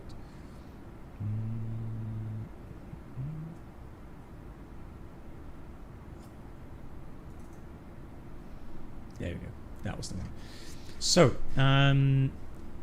so I've shown you guys. So those that have been following my channel a bit longer, they already know this, right? So these are all the calculations just for the field length limit calculation, right? So it has many different scenarios that those luckily these days these performance programs, that performance software will calculate for us. So from all these different scenarios, it will take the one that is most restrictive, and that will then be your field length limited takeoff weight. But again, if it's a long runway, then that's not going to be the most limiting factor regarding the weight. The most limiting factor, so this will be a simple climb. So that's a second case, the climb limitation, where for a 2-engine aircraft, it requires a 2.4 second segment climb, 2.4%. That's a fixed value, right? But most often you will come across the obstacle limitation. And what it does, it looks at your gross flight path. Actually, it'll take the net flight path initially, which means you have to clear 35 feet, dry runway conditions, all the obstacles in those different segments, all right? And then depending on how many engines you have to have additional on that as a buffer, and that then gives you a gross flight path. Okay, so, and that's assuming engine failure. Okay, so whenever you have obstacle limitations showing up in the performance calculator, like we have here now, that's when this part is the most restricting regarding your takeoff weight. So, but again, it's assuming you do not increase thrust manually after you have that failure. Okay, it assumes that you have the selected temperature and it remains at that lower thrust rating in the climb out. Okay, so for that, it also has a bit of stop margin, 219 meters. So what we can do now is we can tell the program to do what's called an improved climb calculation. What does that do? It takes those values and then takes that extra stop margin, so the 200 and something meters, and increases the V1, VR, V2 speeds, so we have more time on the ground, and that then improves your obstacle climb out restrictions, right? So you have the ability to climb out with more weight or less thrust, right, if you don't take on more weight. And that way you trade stop margin for a higher performance weight for climb out or a more reduced thrust setting. Now let's calculate the values there. And what is striking is how much distance this whole thing now takes. So my initial thought was, when I heard people saying, oh, they should have noticed the slow acceleration. Initially, I don't think so. The 787, if it's heavy on a hot day on a long runway, it is so optimized that the acceleration is there, but it feels slow. It's a very, very nice, gentle acceleration. And it will lift off very late, but it will lift off. It's pretty much like a 340, 300 takeoff, right? Good. So let's have a look now. You see, we've got improved climb. Now we have a little bit higher speeds, a little bit higher V2 speed. 43 selected still, and it has now only 135 meter stop margin. Okay. But you can see it's a 4,000 meter runway, and look at the accelerated stop distance. So if you have, that scenario, that weight, that ambient environment, and takeoff thrust with assumed temperature of 43 degrees, it'll accelerate, and let's assume you have an engine failure just prior to V1, where you then abort the takeoff, and the aircraft will come to a stop. So the whole accelerated stop distance is 3,665 meters. All right. So the accelerated go, so let's say engine out go or all engine go distance, you can see that, yeah, it'll lift off a bit earlier. So I would say probably the aircraft will lift off about 400 meters before the runway end, if all engines are running and everything goes exactly as you've calculated. So I wouldn't be surprised. Now again, I'm not going to speculate what the reasons are, and I'm not going to speculate who's at fault. I'm just going to say that at some point, initially, that's what I would have felt. Initially, no change to all the other takeoffs. However, as time goes on, at some point, if there's no cautions, no warnings, no other indications that something's wrong with the systems, the brake system. However, at some point, I would look at my airspeed, my indicated airspeed, and then think, hang on, we're at 130 knots now, and we have to get to 170, or let's say 166 for rotation, and I can see the end of the runway.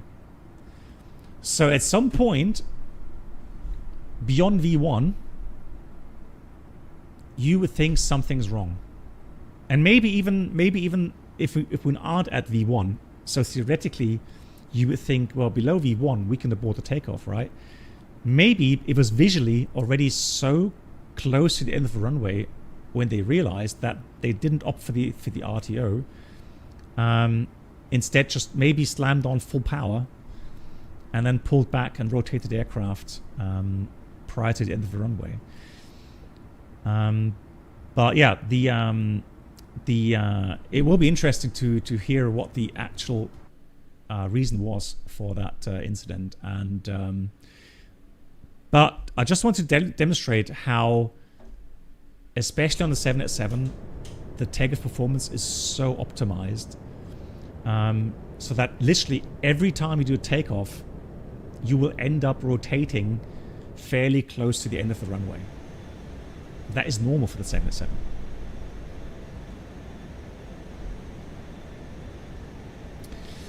Physics official, somewhere you've read that Vietnam Airlines interviewed the pilots and they have noticed slow acceleration and even a reduction in speed. Well, okay. So any news right now? There's a lot of fake news coming out at the moment, and I wouldn't be surprised if it's fake videos even. Hey, nice.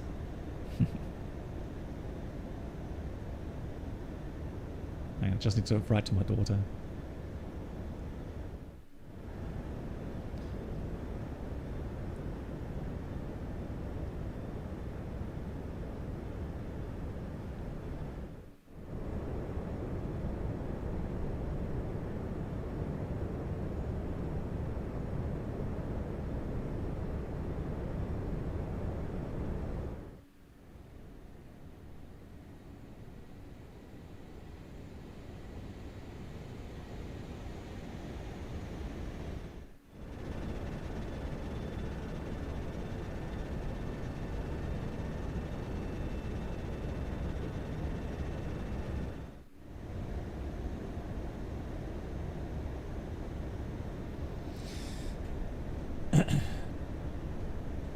Yeah, don't trust these public. Honestly, wait.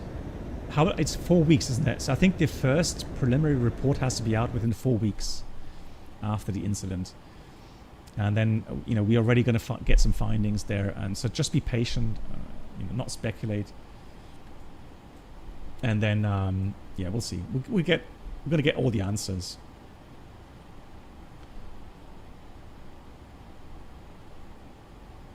So I have the new files regarding lighting, and that's why I did want to go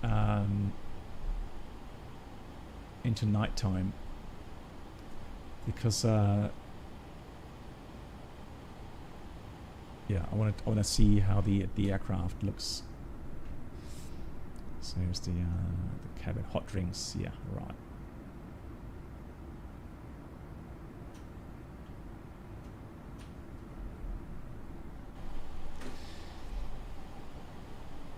Yeah. But needless to say, this was so close to a full hull loss with many people dying. That was such a close call. And if it's a mechanical issue, Boeing has a big problem on their hands. If it was the pilots unintentionally tapping the brakes somewhat, I'm not saying that was the case, I'm just saying if that was the case, then they would have to change pilot training or something, increase awareness. Also, now that's an interesting discussion I had I saw on Discord. So the A350, correct? A350, A380, they have something, a system installed that checks the acceleration rate or something. And I'll give you another interesting fact in a minute. So Lee, also you noticed that as well on the 787. So it's even the 6-hour flight back to Frankfurt from, was that from New York or something? You almost used the whole ride. Yeah, again, literally, apart from the flights to Munich, I think all of the other flights, the long range flights I did, literally every time we used pretty much all of the runway. Yeah. Oh, A320, A330 as well now? Okay, interesting. Lord of Plankton, it's TOS, is it called? Okay. Yeah. No, so that's the thing. It only has a warning regarding the parking brake. There is no warning regarding applying small amounts of brake. Now, for the acceleration, there are some instructors that will tell you at the 80 call on the Boeing. TOM. Oh, thank you much, Bruno. TOM. Thanks for the link. So it's takeoff surveillance and monitoring functions. Thank you for the read. Okay, cool. Thank you, guys. Yeah. Takeoff monitoring. Okay, thank you. So what we had is that I think of the 787 at the 80 call out, we check each of the airspeed indications, make sure they match, and then the acceleration error should be at least at 120 knots, because that's the trend for the next 10 seconds or something, wasn't it?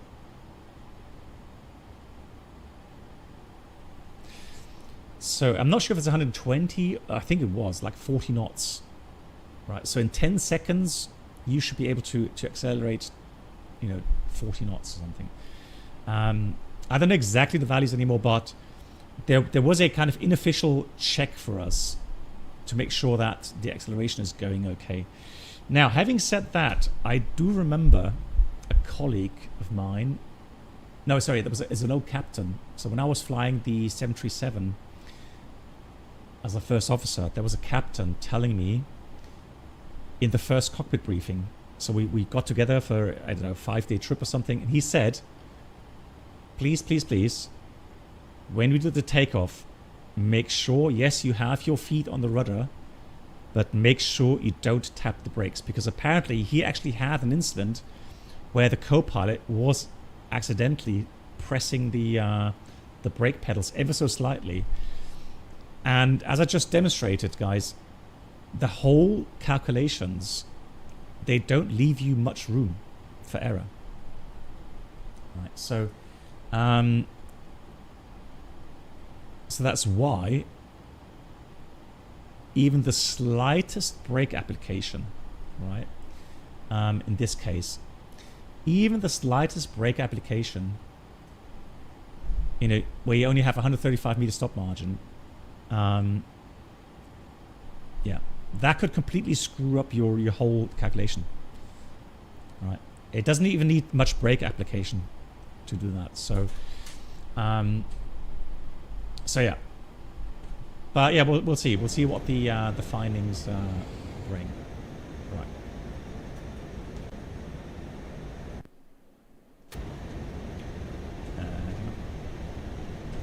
There we go. Right, lighting. Now let me go back to normal lighting here. We'll make it a bit brighter. It's not too bright. Now I don't know how my other light mods are affecting the lighting, but that looks nice. Wow, look at the... Oh, wow. See how the internal thing lights up there? That's really cool.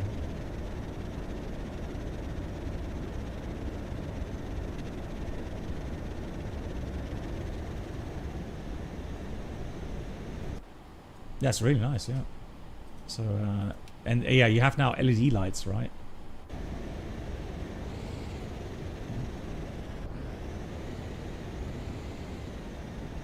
Oh yeah, look at that. Each individual bulb there.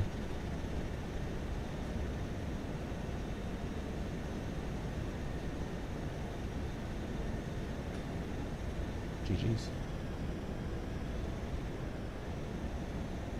That doesn't look nice. That looks great.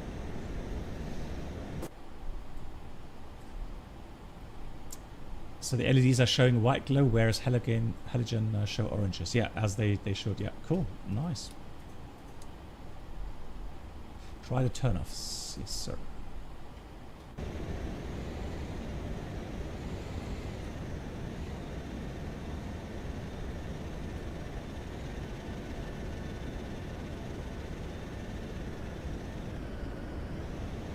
So they have kind of like a little deflector there. Yeah, you can see that deflector.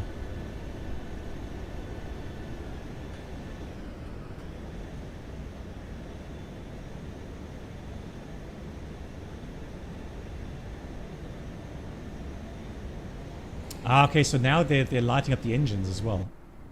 Ah, gotcha. Okay, let me have a look here.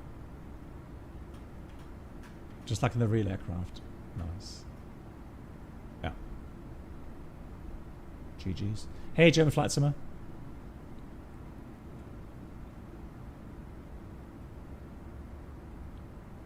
Okay, interesting. Yeah. Yeah, so now what I have to find out to get the extended night lighting to work is...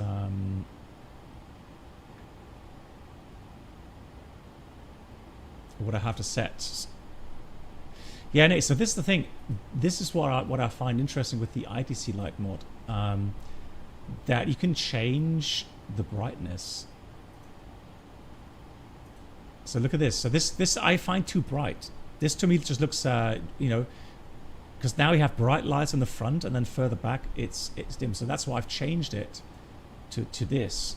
I think that looks a lot more natural. Yeah. So that's called ITC light mod.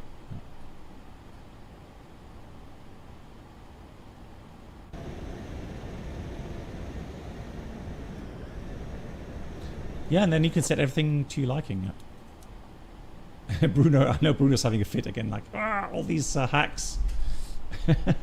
And then people complain about crashing the sim. I hear you, Bruno. And yes, you are right. But cockpit lighting, also, I have to say, I like the cockpit lighting. Look at that. That looks very nice.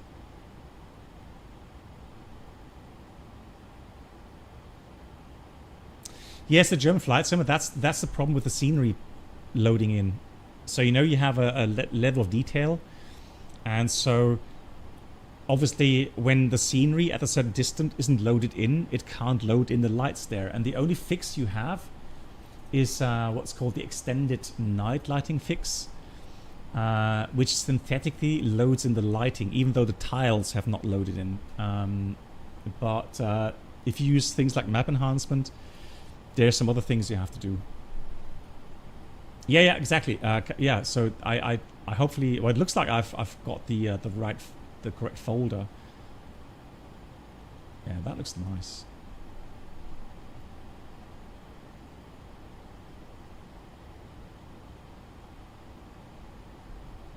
That's bright. Yeah, I love that.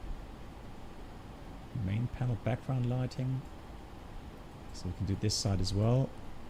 Main panel. Nice. Very nice. Hey Arnie, hello. Yeah, so be aware. So officially, extended night lighting is only for X-Plane 11.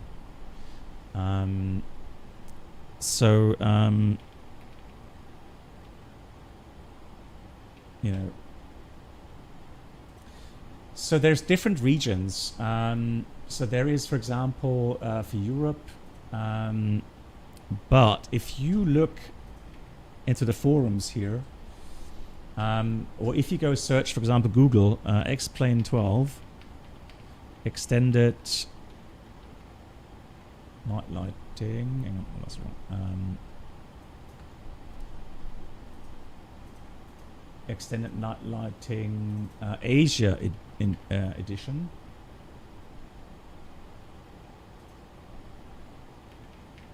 Yeah, you can get Asia, US, etc. But yeah, they're all in that that forum. Yeah, have a search there. So it's not just Europe; it's worldwide. Yeah, worldwide.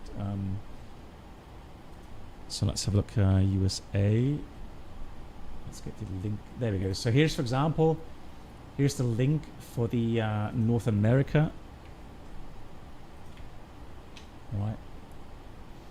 And just type in X-Plane extended lights. You know, North America, Asia, whatever, and then you get the links.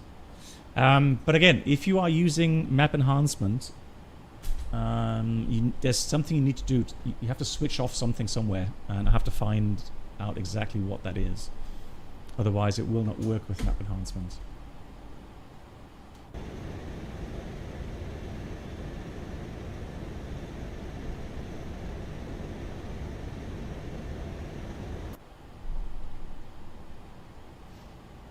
Yeah, but then again, you have to change something there. Yeah.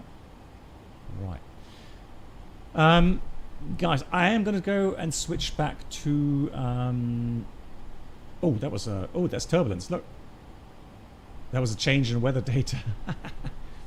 GG's. We had some turbulence there. There we go. So let me go find VATSIM radar. So make sure we're not busting any airspaces here. Athena. That's approach though, isn't it?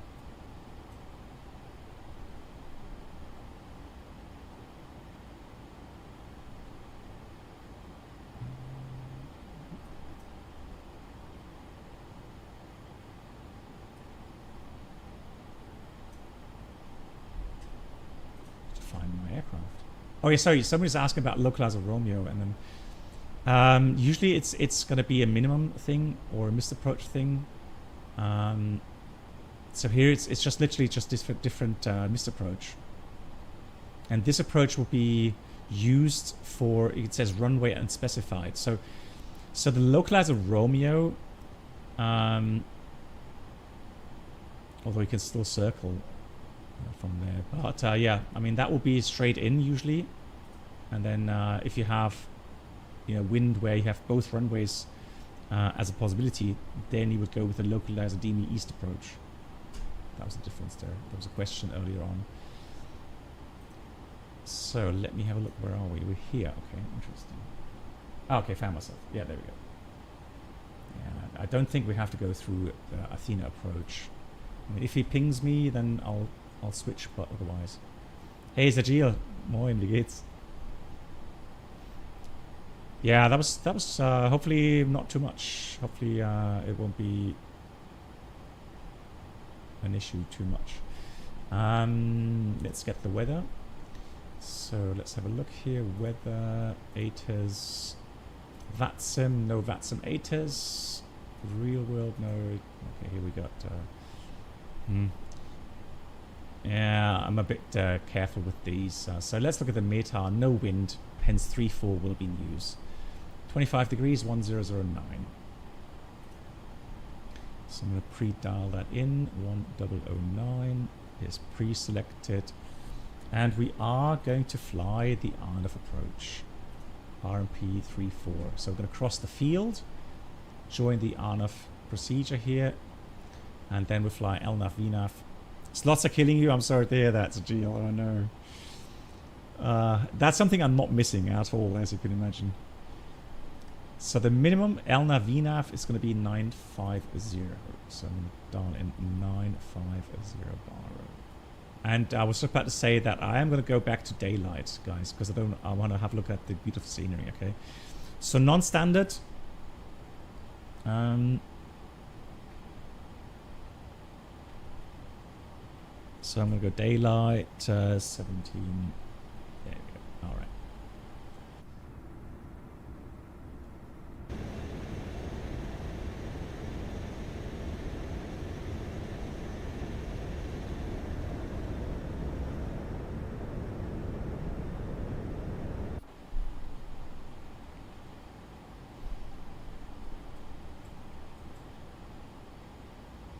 Okay.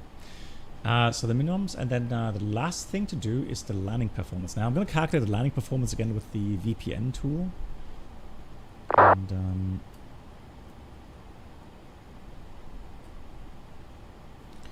so let me go fetch 737.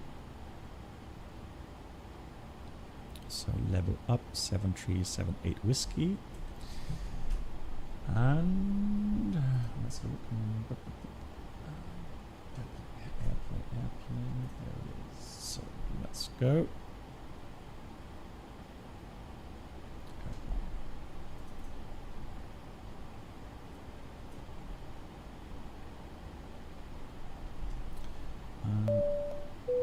Hey, German Flight Simmer, thank you so much.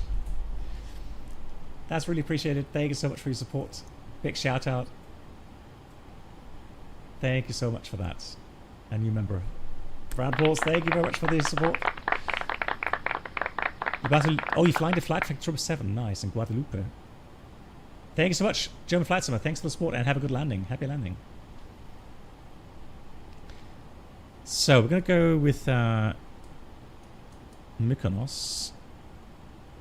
We are going to land on runway 34, 1,900 meters. Oh, hang on, landing en route. So there we go. Thank you so much. All right, landing en route. Mykonos. 34. Yeah. So that's also interesting. Missed approach climb gradient. You see that calculator gives you the options, right? Now normally it's 2.5 unless the approach chart says something else. So we know that very often you have a note somewhere regarding minimum climb gradients. So maybe you have a higher minimum, but here it's just a standard, so 2.5%. So we'll leave that in. I'm going to get that weather here. So 25 degrees Celsius, 1009. It's a short runway, so I'm going to take flap 40. Air conditioning auto, anti-ice off, all brakes operative, all systems working, auto and idle reverse will take. Landing weight, we're currently weighing, let's quickly check here, we're weighing 64 tons. Top drop coming 64,000 kilograms. VREF plus 5, and let's calculate that. And it said, it gave us the option of the factored landing distance, which we want to have. While that is working, let's start down. And then, yeah, we'll just use normal VNAV here. Let's see how the VNAV works.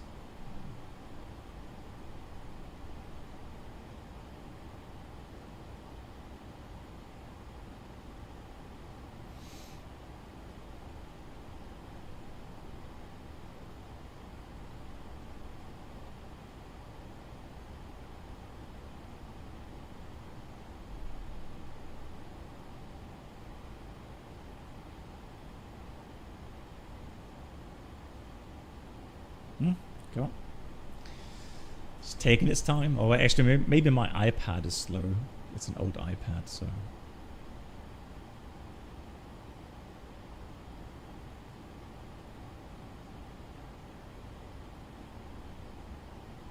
There we go, finally. So, warning, autopic 3. Predicted en route field length exceeds landing distance available. Wow.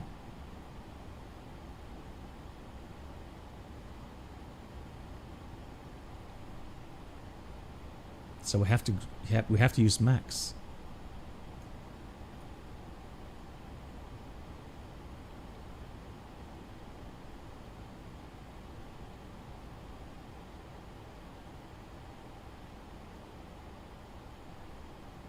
So the unfactored, let me have a look. So brakes, max auto. Let's try that with max. Full reverse. I mean, we can try. See what that makes. But let's first see how we can get this legal. And we're already descending now. So factor, there we go. So that's now max landing.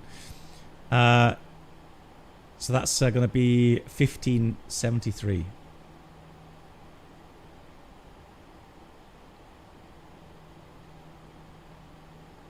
And then interesting, it gives us recommended brake cooling time. It's 46 minutes.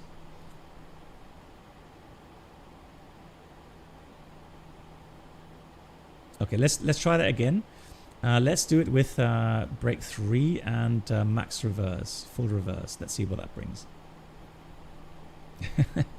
Yeah, exactly. Stick your feet out.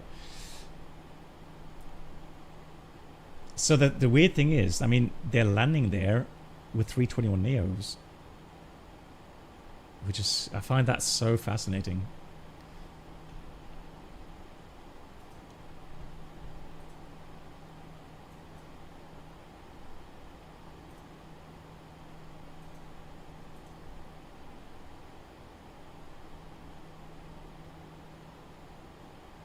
Look at that. Auto brake 3, no go. Still, it's 2,100 meters.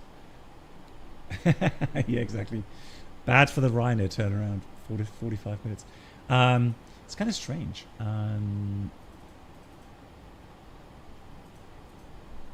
So, yeah, we have to do auto brake max.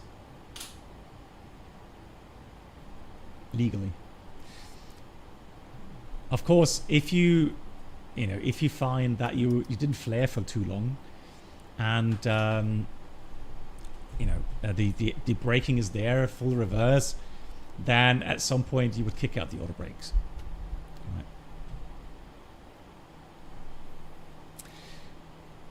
Honestly, they're keeping things a bit under the hood regarding what exactly they are improving on in the future. We know that yes, there is going to be improvement regarding aerodynamics or regarding the flight models, but they are concentrating more at the moment on the helicopter side. Regarding the ground sceneries, all we know for sure now is that they're changing the mesh system. But that doesn't mean the scenery is going to look, well, it's going to look sharper and more real-like regarding the structure. But the big issue obviously is the fact that they don't have access to a ortho provider like Microsoft has. Right, so I'm not sure if they're speculating on people still using things like map enhancements or downloading their own orthos.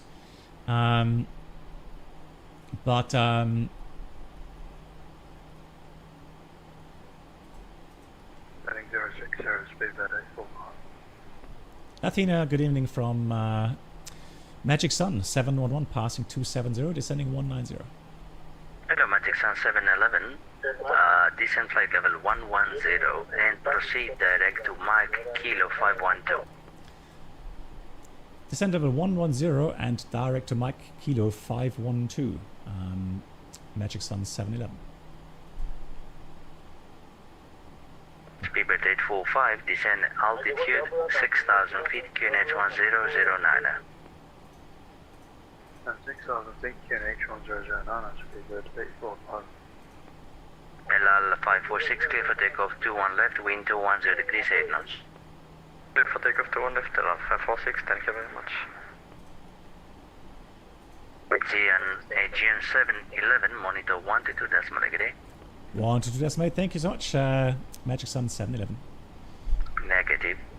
Oh. Magic Sun 711, stay with me please. Yeah, staying with you, Magic 11 711. Sorry. Didn't I hear that? What did I hear? Anyways, Eurings 28 Juliet, left heading 290. so 512. Left 290, Eurings 28 Juliet. Oh, it's here. And then it's going to be 510. Okay, so it's a bit shortcut from the south. Okay, now so that really is going to be high though. And any speed signals for Eurings 28 Juliet? Second? Any speed restrictions for Oh, no, Eurings okay. 28 Juliet? Eurings 28 Juliet, negative, free speed. So we have 100 miles still. Thank you very much. Nah, free that can't be speed, right. Eurings 28 Juliet. No, something's wrong. Hold on. Something is wrong. Yes, well, 72 miles. Eurings 28 Juliet, descend 4,000. Descent 4,000, Eurings 28 Juliet. LL 546, climb flight level 250.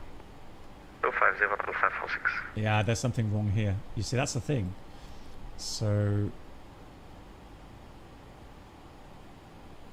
512, 510, 508. And the rest is the missed approach. Okay, so let me change the speed here.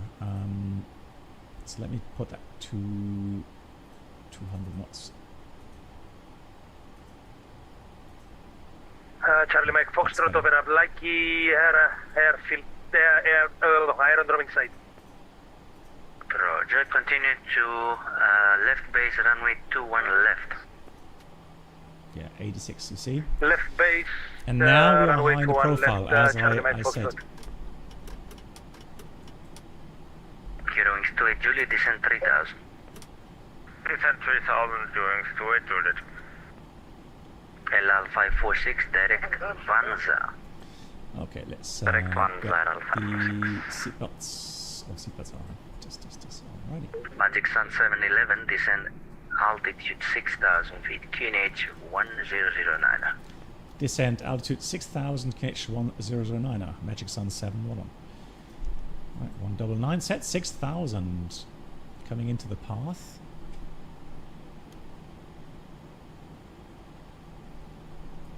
Speedbird 845, left heading 030 degrees, 4,000 feet. Heading 030 degrees, 4,000 feet, please direct. Good, minimum set. Good, that means we will fly. Eurings 28 Juliet, descend 3,000, speed 180 knots. Hopefully, we're going to request the out of approach 3-4 3,000, from the waypoints. Out of 2,000, Mike Kilo 508, 3-degree profile. Missed approach 592, 594, 596. Let's check that with the FMS here. So runway, oops. So 3-degree profile down is correct. Eurings 28 Juliet, left heading 250, cleared 592, LS to arrive. 594, 596. Left 250, cleared And then Mykonos, and we're right, climbing Juliet, Eurings 28 Juliet. 3,500, all correct. Airline Control, good evening, easy 999 descending. MSA is highest Hello, easy 3,700 to descent the flight west level and 110. 5,000 to Proceed the direct to Mike Kilo 512. 5,000 to flight level the 110 southeast. indirect to Mike Kilo 512. Easy 999. It was Aegean. 5 Bravo Charlie Mike Fox, clear to land. I just 1 heard, left, I literally wind just heard 210 711 and I degrees, thought, oh, hang on, that's me. Clear to land runway 21 left, Charlie Mike Fox. Yes, okay. Speedbird 845, turn left, heading 360. So on path, speed brake back in. We're not going to Samos, that's fine. 546, monitor 122.8, good day. 122.8, yes, bye. Yes. Good evening, Lufthansa 2 Echo Oscar, flight level 280 descending. Inbound Nemes. Hello, Lufthansa 2 Echo Oscar, welcome. Nemes 1 Whiskey. Lufthansa 2 Echo Oscar, Nemes 1 Whiskey. Magic Sun 711, descent 5000. Descent 5,000, Magic Sun 711. 5,000 it is. You're next to a Juliet Cleveland 21 right, wind 210. 66 miles, 17,000, looking good. Very little wind. 1 right, using 2 Juliet. Charlie Mike Foxtrot, request touch and go. One thing I find interesting is the map enhancement. Speedbird 845, left heading 320. So the islands, they're not that specific, are they? Like the rest of the terrain.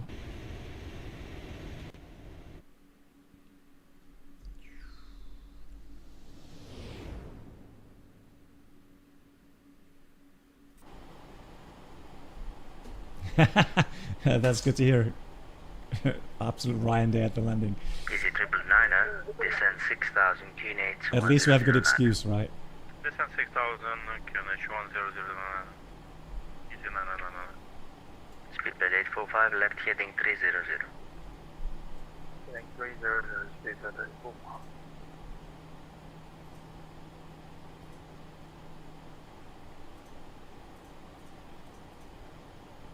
5 Bravo Charlie Mike Fox, continue to the GA apron. Bye-bye. I think it's GA apron, ευχαριστούμε. Παρακαλώ. Panzer 2 Echo Oscar, fly direct to Alpha Victor 566.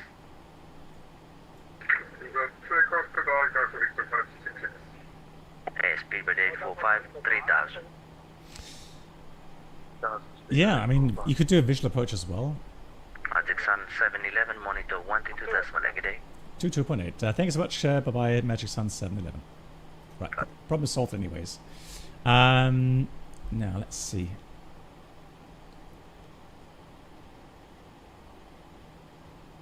Kind of weird how that looks on the display there. Yeah, okay, that's the missed approach. Okay, that's right.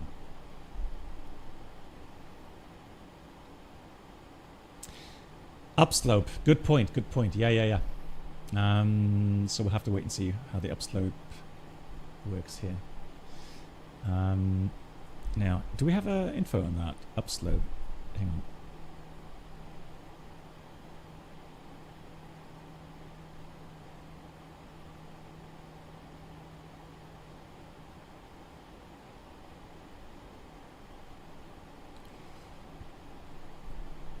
Calculate that again.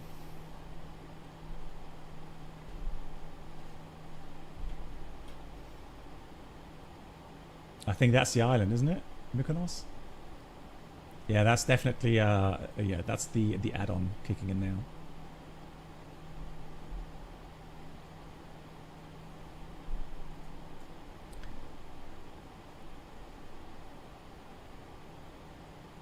Interesting. I'm not seeing any up or down slope infos on here. Do they also have a non-standard wide runway?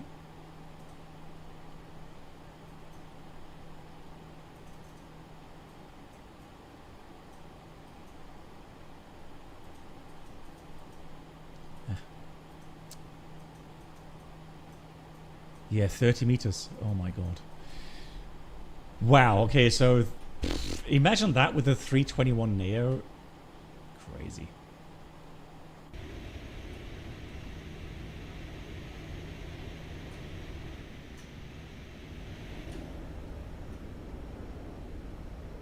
Nice.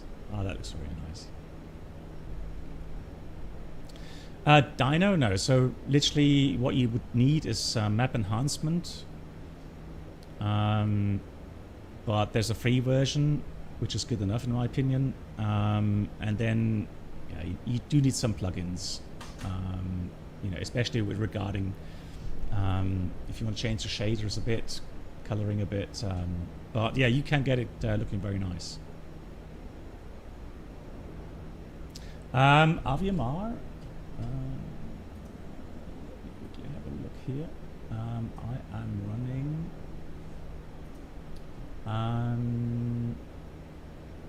settings.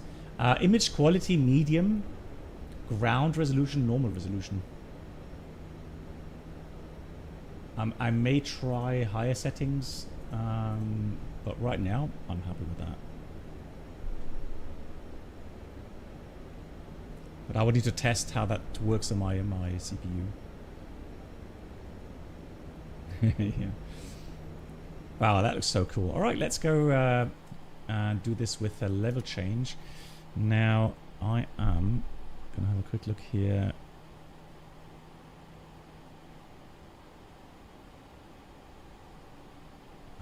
And look at the restrictions. So that's going to be 2000.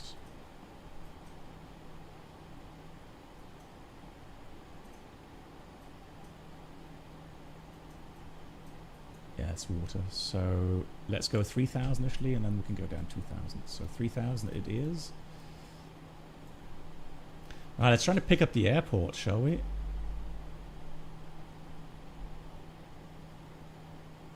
Oh, that's not Mykonos. I would have thought that's Mykonos, but it's not. Because of the highly detailed... so they've modeled your surrounding islands as well? Or is that now actually map enhancement? It could be map enhancement. I'm confused. But that's Mykonos. Oh, yeah, it's a bit flat. There's a hill there. So that will be the point where we do the visual for the 1.6, and then opposite it will be 3.4. There we go. Cool. All lights on. I'll put these on as well. Start switch continuous, and auto brake is set. Recall checked, and let's read the checklist.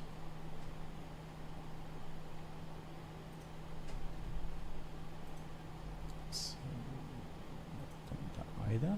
Where's my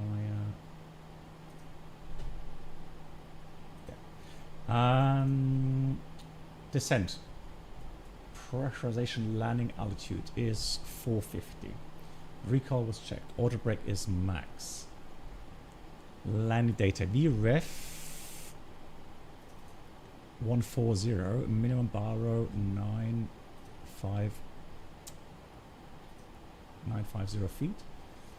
And approach briefing completed. That's the descent checklist complete. Approach checklist altimeters 1009. Check 3 times. That's the approach checklist complete. Landing checklist next. Oh yeah. Imagine. Oh, I'm getting in the holiday mood now. Look at that. Oh.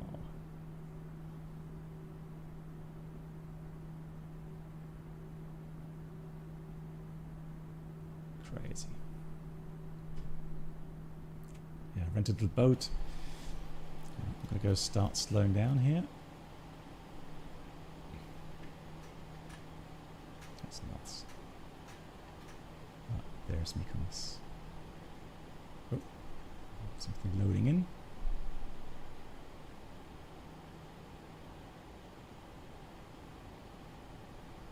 Getting a couple of stutters here and there.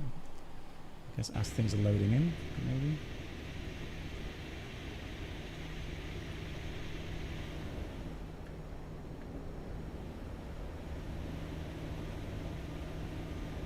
Well, that's interesting. Why?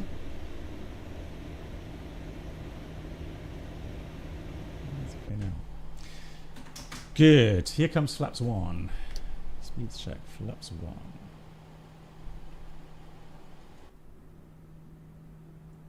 Here comes the slats. Nice. Very nice animation.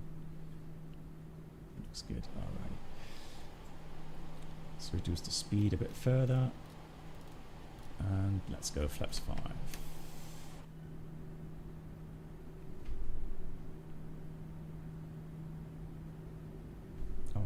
the sounds a bit more.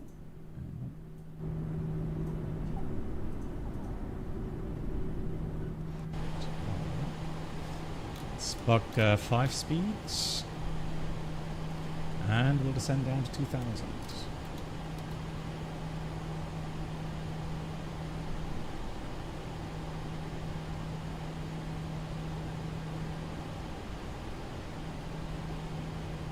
Yeah, here's the airport, I think.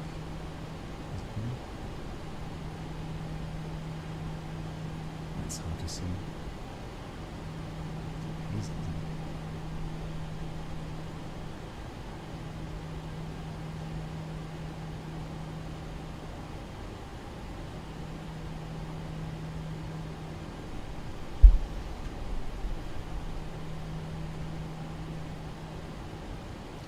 2,000 to go. Let's do flaps 10.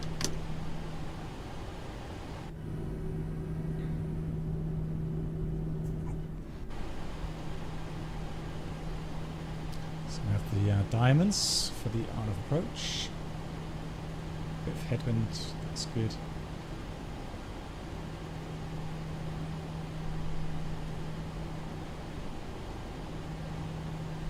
There's still time for holiday. Yeah, that's true.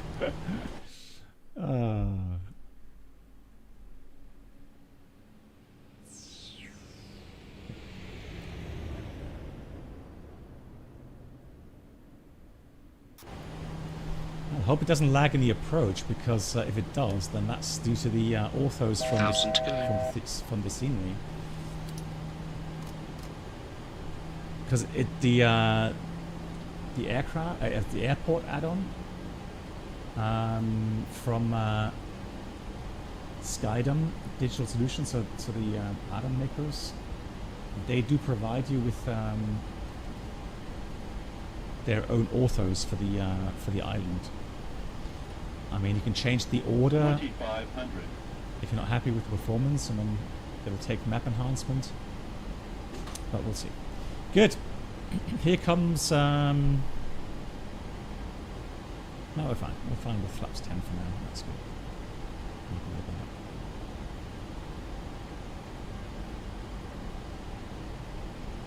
Have I been to Katowice? Yeah. Oh.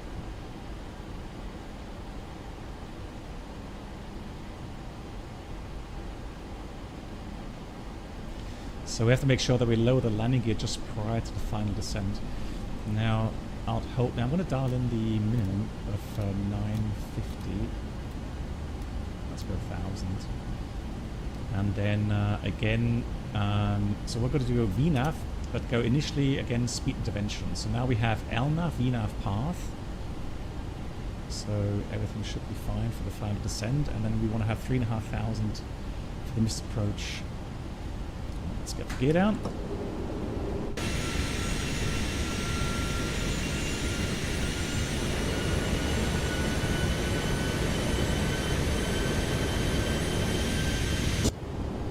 Flaps 15.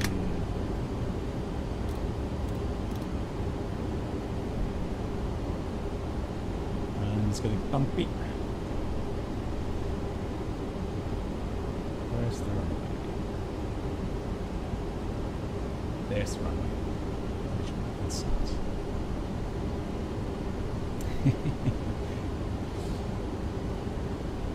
So fuel check, 3.7 tons. We have enough fuel for a second and even a third approach if required. So here comes flaps 25.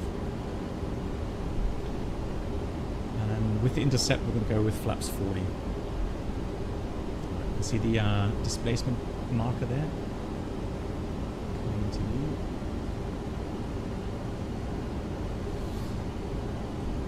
And flaps 40. Plus 5. 4, 5. And now look at the flap setting there. Aye.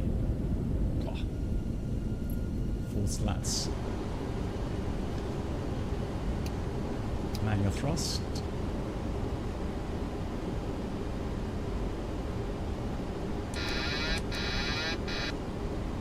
Let's do some hand flying, shall we?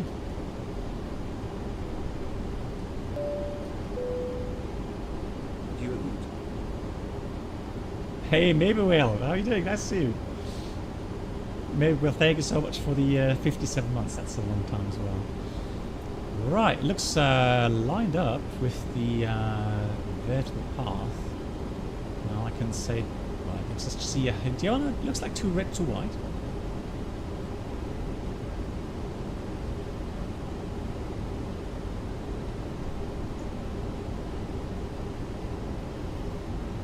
Trying to get a feel for the aircraft. 65%. That's about right. Yeah, on path. So again, we have a good excuse. We have a very narrow runway, which of course means we have a visual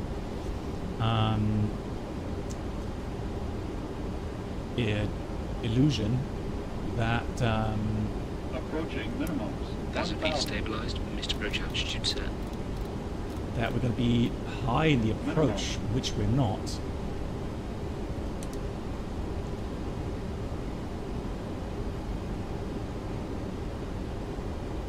Wind is calm. Now imagine here, if you have a windy day, the aircraft would be going all over the place. And that's a nasty airport to land at. 400. 300. There, now we're off. 200. 100. 40. 30. 20. 10. That's like a pretty much untypical, right, no reverse engine. Alright, let's go manual brakes. Break this up. The aircraft is heavy. 80 knots. The aircraft is heavy. I've got max brakes!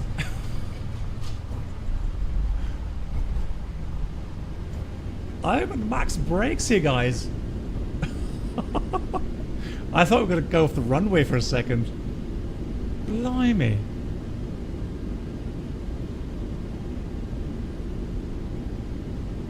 Oh, because it... Oh, yeah, because of the run.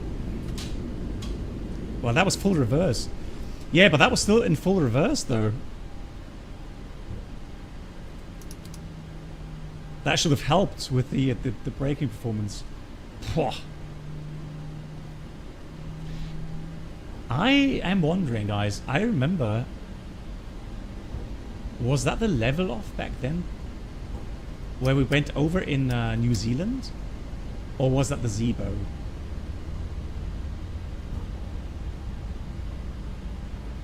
Hey, Super Mustang.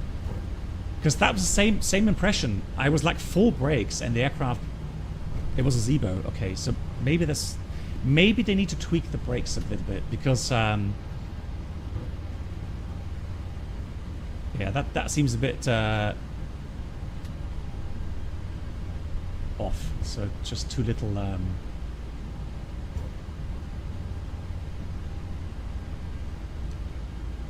And Mykonos traffic, Magic Sun 711 vacating runway 04.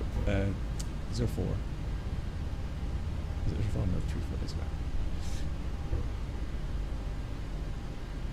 Yeah, so I think they've taken it on. Right, let's park. Where should we park? It's so full here.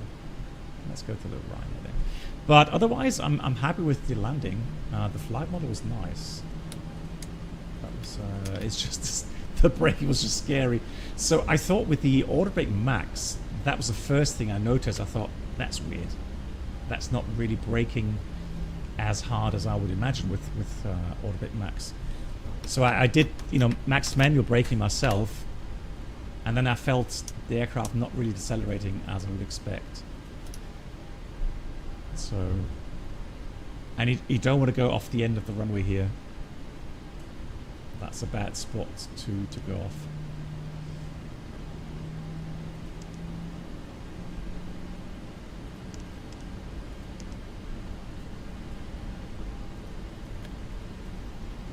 But we will have a look at the replay. What time is it? All right. We're good on time. Yeah, and that was fiddling around with one of the reversers.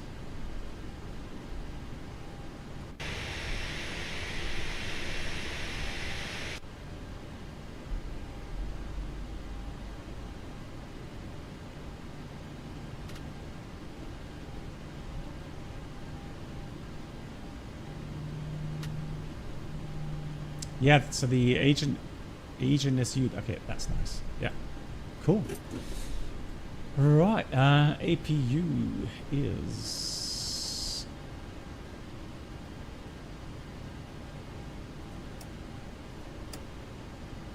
now available. But I have to admit, that had me worried for a second there. I'm not gonna lie.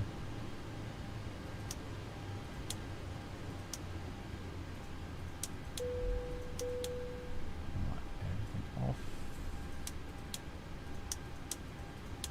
Well, otherwise, I like the add-on. So the only thing off I find this is the the braking force. That needs to be tweaked. That is not realistic, in my opinion.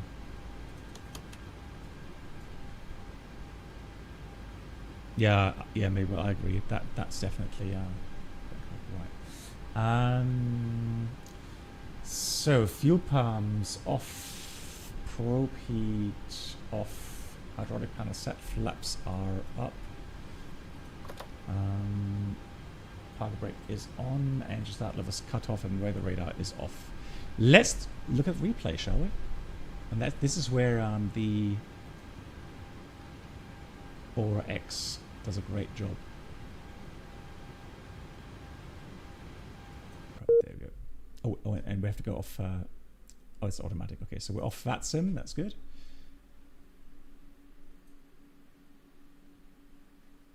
So what I'm going to do. Actually, let me go to 1,000 feet stabilized, Mr. Approach altitude, sir. So what I'm going to do, I'll show you that feature now regarding multicam. So here you have the option now to set different viewpoints. So I'm going to set one here. Then we'll set one here. Then we will put one here. And then one there and one right there. Validate. Right. And then we'll replay. Hang on, let's go a little bit further back.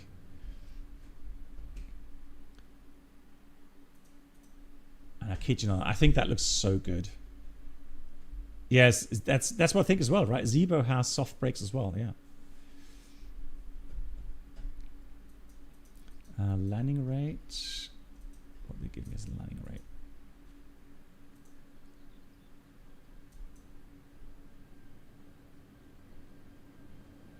Look at that. That looks so good.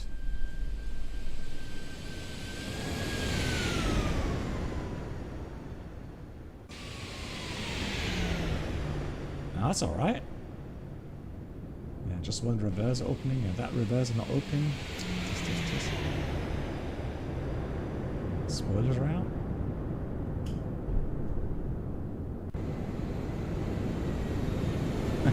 Me panicking. Full brakes.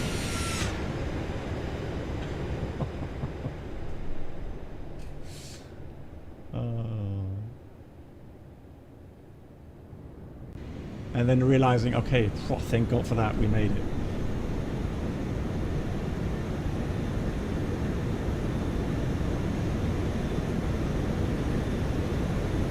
That looks good, doesn't it?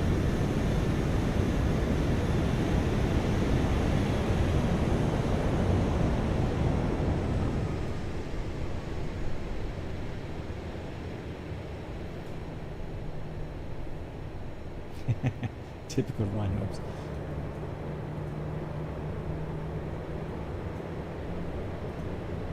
Okay. Then we can do automatic cinematic, of course. We can do spotting. All right, let's have a quick look here. Let's go into the passenger view here.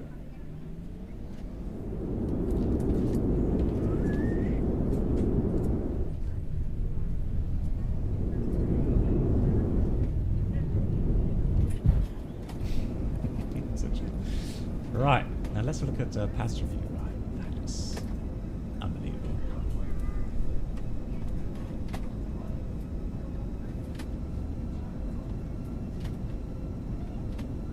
The shadow there, look at that.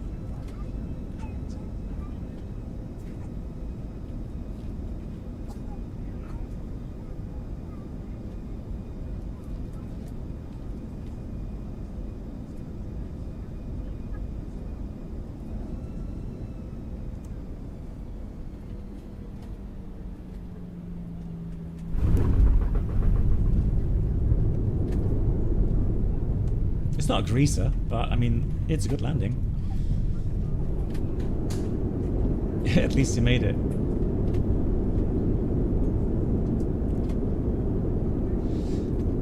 Yeah, there's a deal. I did talk about it a little bit in flight. The only thing really, I don't want to speculate on things now. Obviously, something went wrong.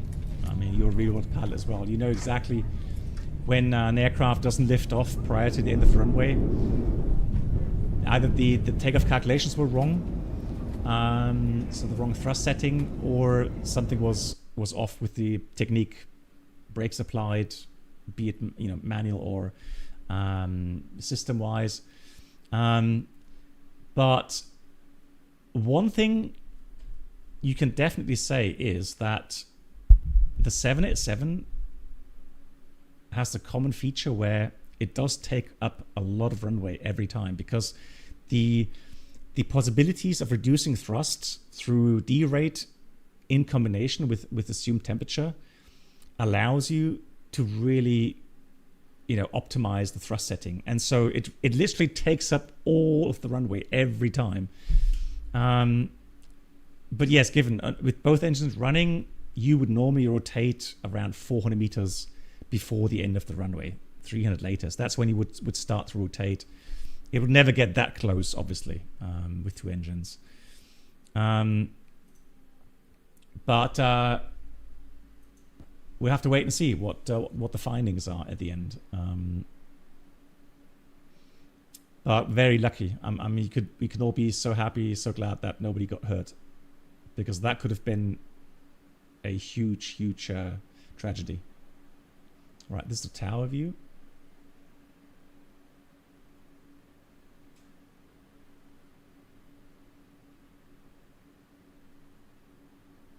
Yeah, just dipped down. So what I didn't want to flare too long, so I just relaxed the yoke a little bit, allowed the nose to drop a bit. If I had a long runway, I would have just held back a bit more. And that way let the aircraft settle in a bit nicer. But yeah, we didn't have that much runway to waste here.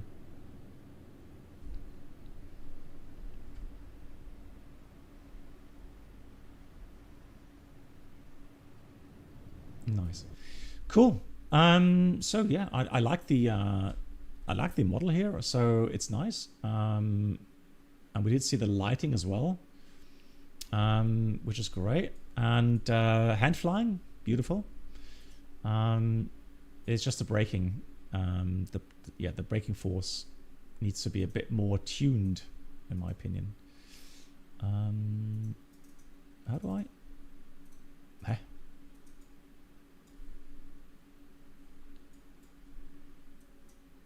Okay, so now with the replay, I can't get into the main menu anymore. Okay. Anyways, I'll have a 5-minute break, and then we'll go back. Oh wait, no, disregard. Let me just quickly showcase the. Yeah, sorry, it's the first time here, so you guys may be interested in the airport here. So new airport. I did buy it myself, so I can give you my honest review. Performance is okay. There's nothing I've noticed now regarding, be it bad or something. Interiors, yeah. So we have some basic interior modeling. What's down here? Check-in. Okay, interesting. So this is Fraport. Okay. So a little bit basic check-in area. Oh, that's already it. But I guess for those that have been here IRL,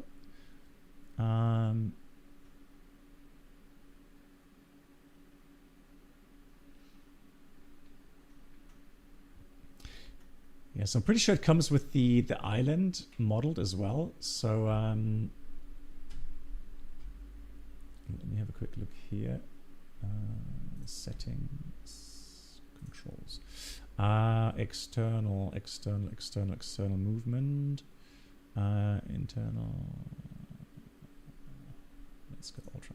There we go. Right. Oh, very posh. Mark, I didn't know you have holidays here, Mark. You like showing off your yacht, right? With a helicopter pad.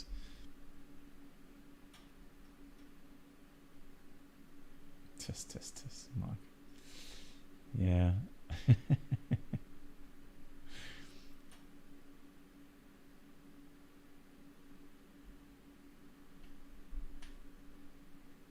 Yeah, nothing to complain about. Looks nice.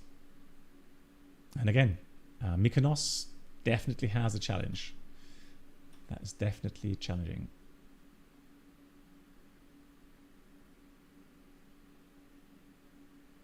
Yeah, and look at the backdrop here.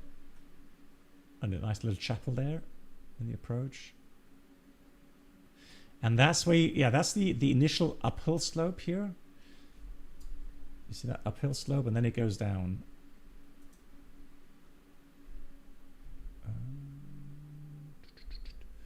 Controls, right. Let's go medium again. Right, there you go. Yeah, you can see that. Not much, but just a little bit. Nice foliage. Some glider. There's a boat.